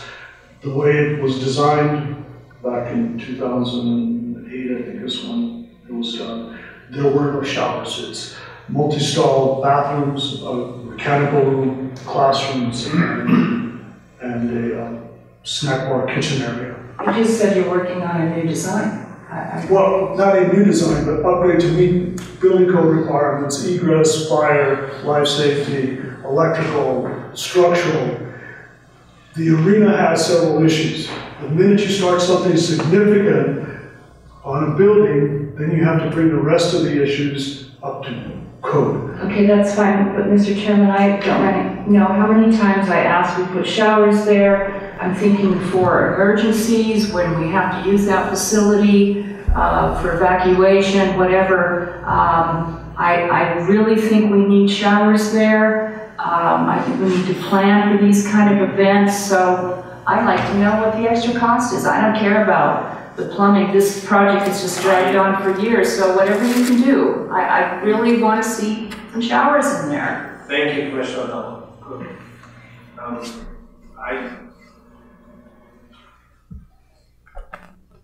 Go ahead. It's something you can discuss. Like I said, I don't know that it's in the budget, but it can be looked at. Carson Fire Department, we have the architect restamp the slabs as, I don't know if everybody knows, that the building did not have a floor or a concrete apron. They had enough money to put a floor in a concrete apron. I contacted the architect, he came in, restamped the floor drawings for us, so we were soliciting quotes from local contractors to get the floor poured and an apron poured. Taos Youth and Family Center. That's moving fairly well. There are some unforeseen conditions. There's going to be a large change or multiple change orders that come through on this particular project. The rust on the studs was worse than expected. There's additional framing and window headers that have to be replaced. There's also a possible issue with some of the main structural steel on the south wall. Part of the change order requires that we remove a little small section of roof on it so that the engineers can inspect for rust damage to the actual structure of the building. It is moving along well. There will be change orders coming. And it's going to be a total of 6 figures. It's going to be close to our budget, but we're watching the numbers and pricing everything out to make sure we can complete the project on our budget. Mr. Chairman, the $400,000 is what was quoted by our county manager. Who pays for that extra money? The cost? It's not extra money per se. I will say what happened was between the two CDBG joint, we got the maximum award, which was $500,000 and $500,000. $550 each from town and from the county, and then $50,000 match each. The bid came in at $500,000 originally. If this total change order ends up at the maximum, which is right around $400,000, we would be right at the $1 million mark. All right, thank you. And that's it for construction. How about the, Mr. Chairman, that sculpture that was originally going to be put out here and then moved to the Ag Center? Can you just put it at the Ag Center at this point? We can put it at the Ag Center here. We're going to have to prep both places either way because now we're waiting on the fiscal year change. Now we can get our construction materials that we need for that piece to put it in. What is it? It's called Floyd Archuleta. It's a steel and painted sculpture. Not really, I guess it is a sculpture. Two-dimensional piece with the gentleman irrigating the soil. It's about 8 feet tall. So it stands on a small concrete pedestal base.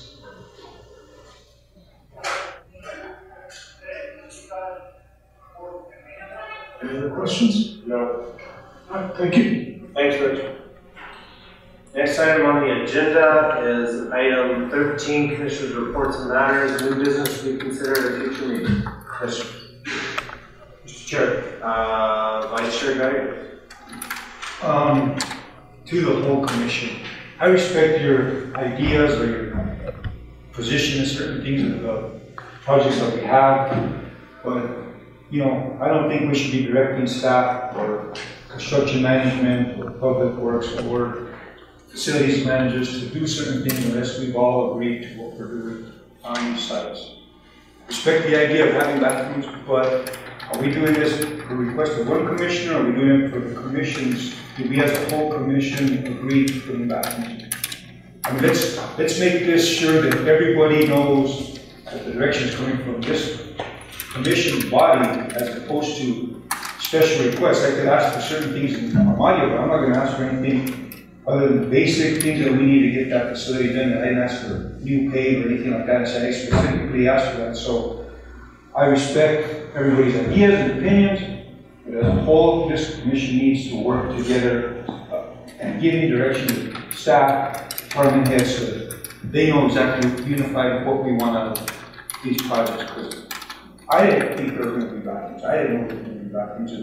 Maybe I shower. Maybe I could, yeah, showers. there aren't any documents.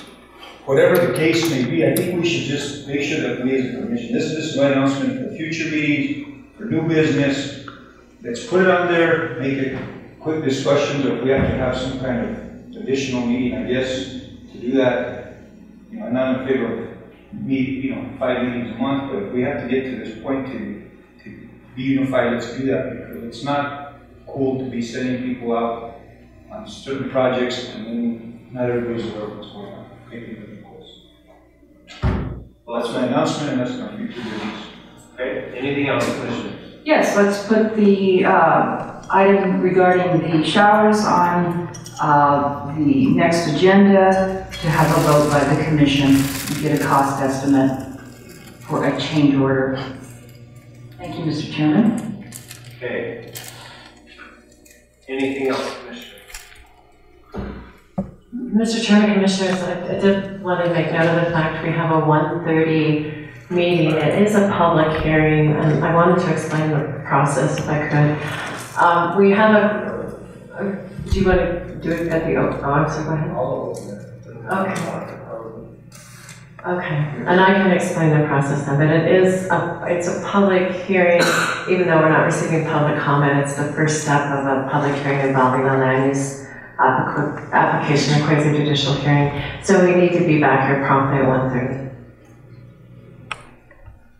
Yes, and so I'll open the public hearing. I have duties this afternoon through municipal court, so I'll not be doing the site visit myself.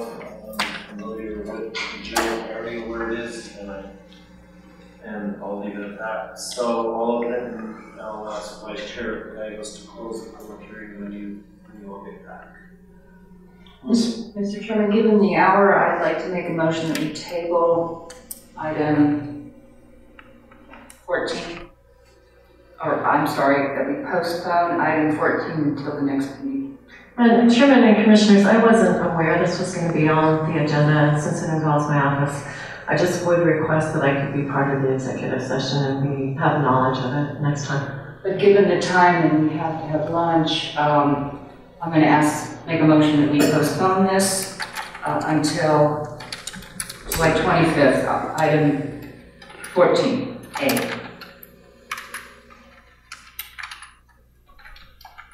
So I'll go in a second. Okay, we have a motion and a second to postpone to a later date, that being the next regular scheduled meeting, which I believe, Mr. Cordova, is 7/25/17 and would be held in the appropriate part of the agenda. We got a new agenda system, so it's not going to look like this. So wherever that falls out, we're now set it up.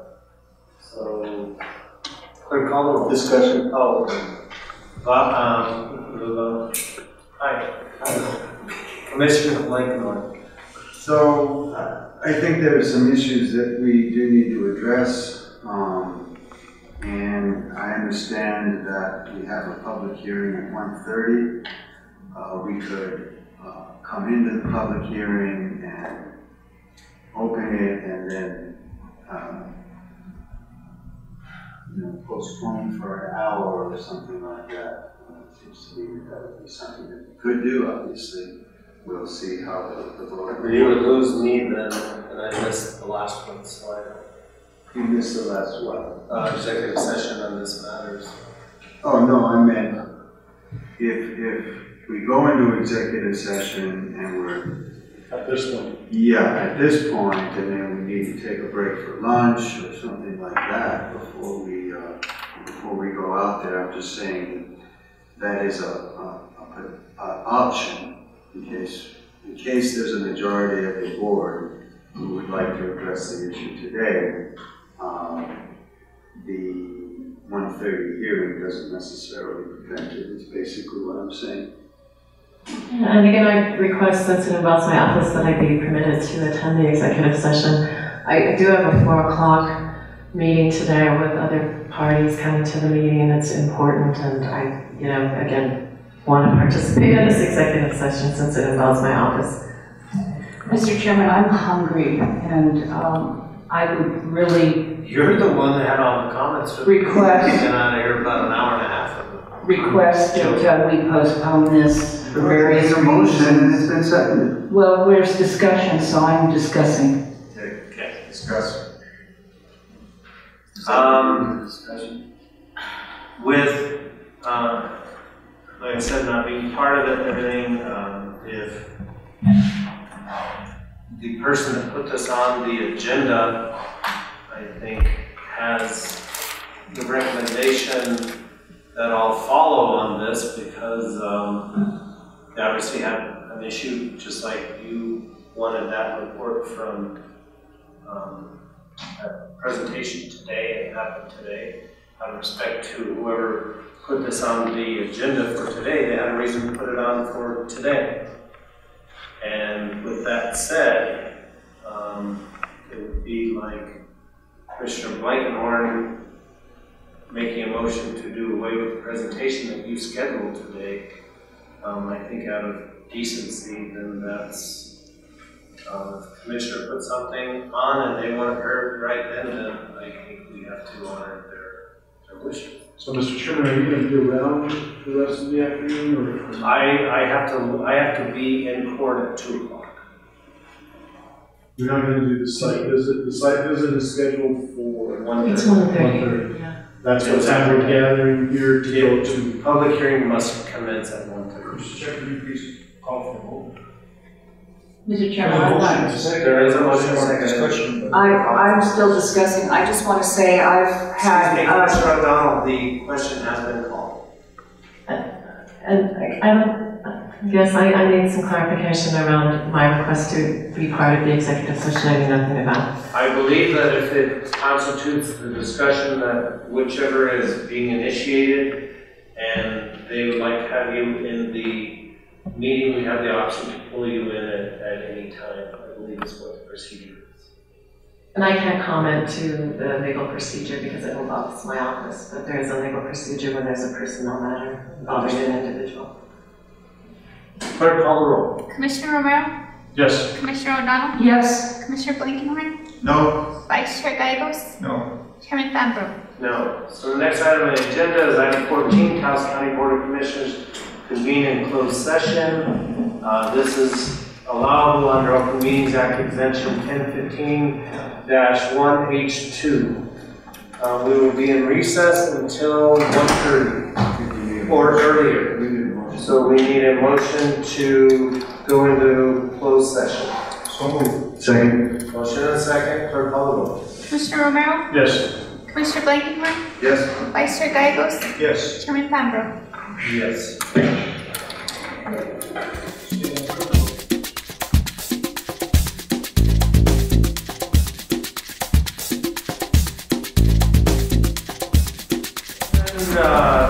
to come back into open session. I'll second, Mr. Chairman. Clerk, call the roll. Commissioner Romero? Yes. Commissioner O'Donnell? Yes. Commissioner Blankenhorn? Yes. Vice Chair Gagos? Yes. Chairman Fambro? Yes.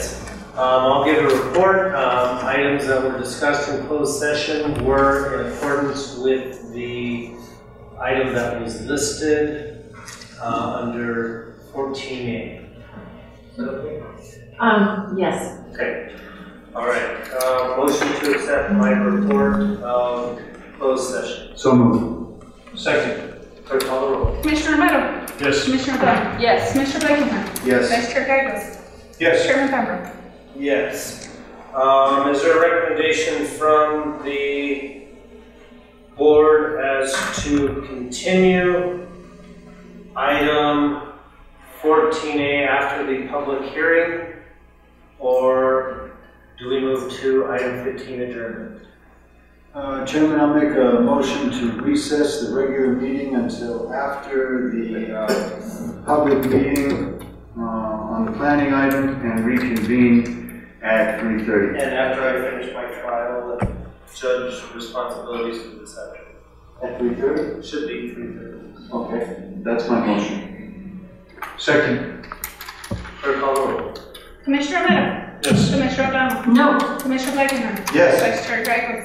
Yes. Chairman Fambro? Yes. Okay, next item is item 15, adjournment. Motion to adjourn? Wait, that's the motion. Oh, yeah, that's right, sorry. So at this time, we have noticed a public hearing which was to begin at 1:30. It's now 1:44, and I would open this public hearing for the purposes of... This is for a site visit of the, I'm going to let Ed B. Hill read exactly the address, and it's regarding an appeal from the Board of County Commissioners. Thank you, Mr. Chairman, Commissioners, Mr. Cordova, Ms. Baker.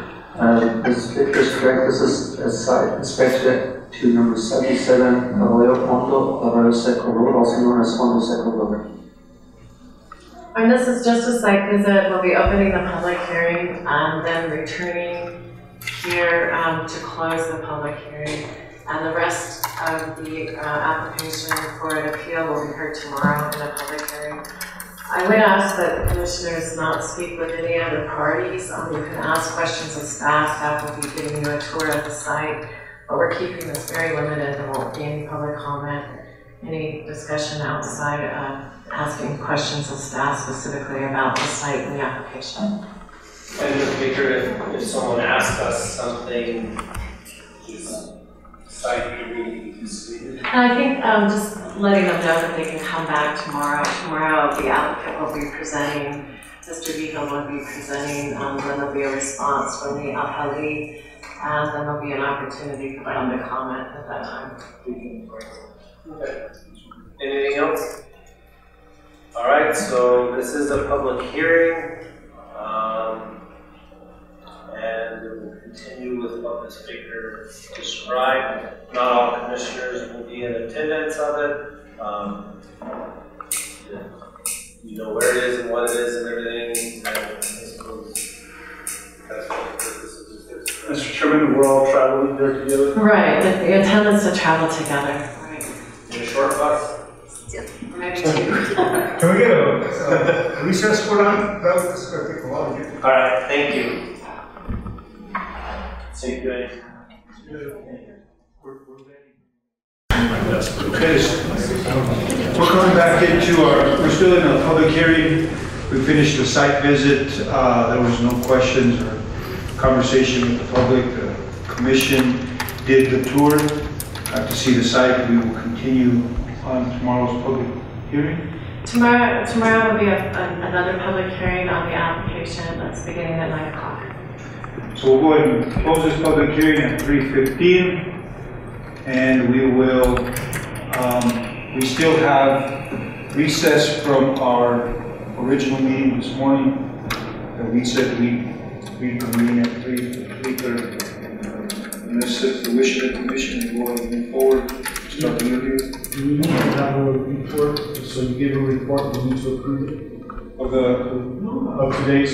I'll make a record that the commissioners traveled together with staff. I traveled separately because I had to make some phone calls related to legal matters for a 4 o'clock meeting I had today. But they were given a tour of the site by our planning director, Edward Beagle. They did ask questions during that site. There were some members of the public there as well as the press, but the commissioners did not take any questions from any members of the public or press.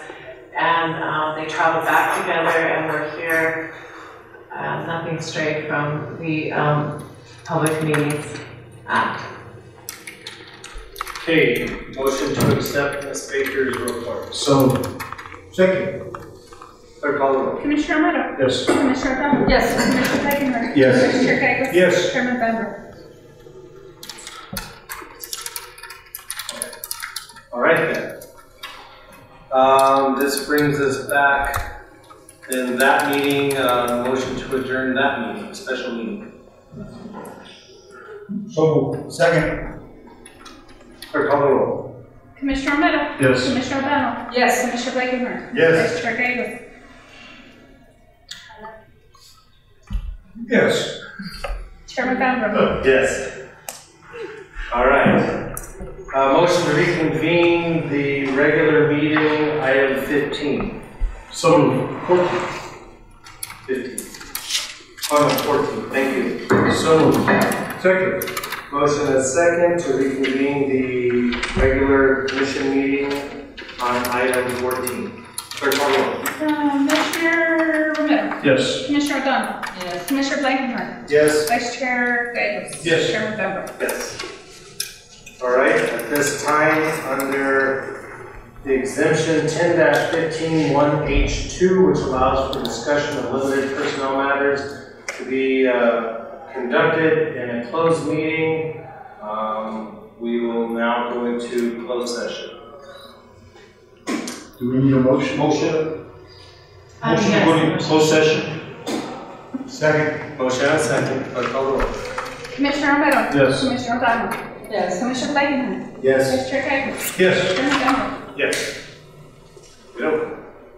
Thank you.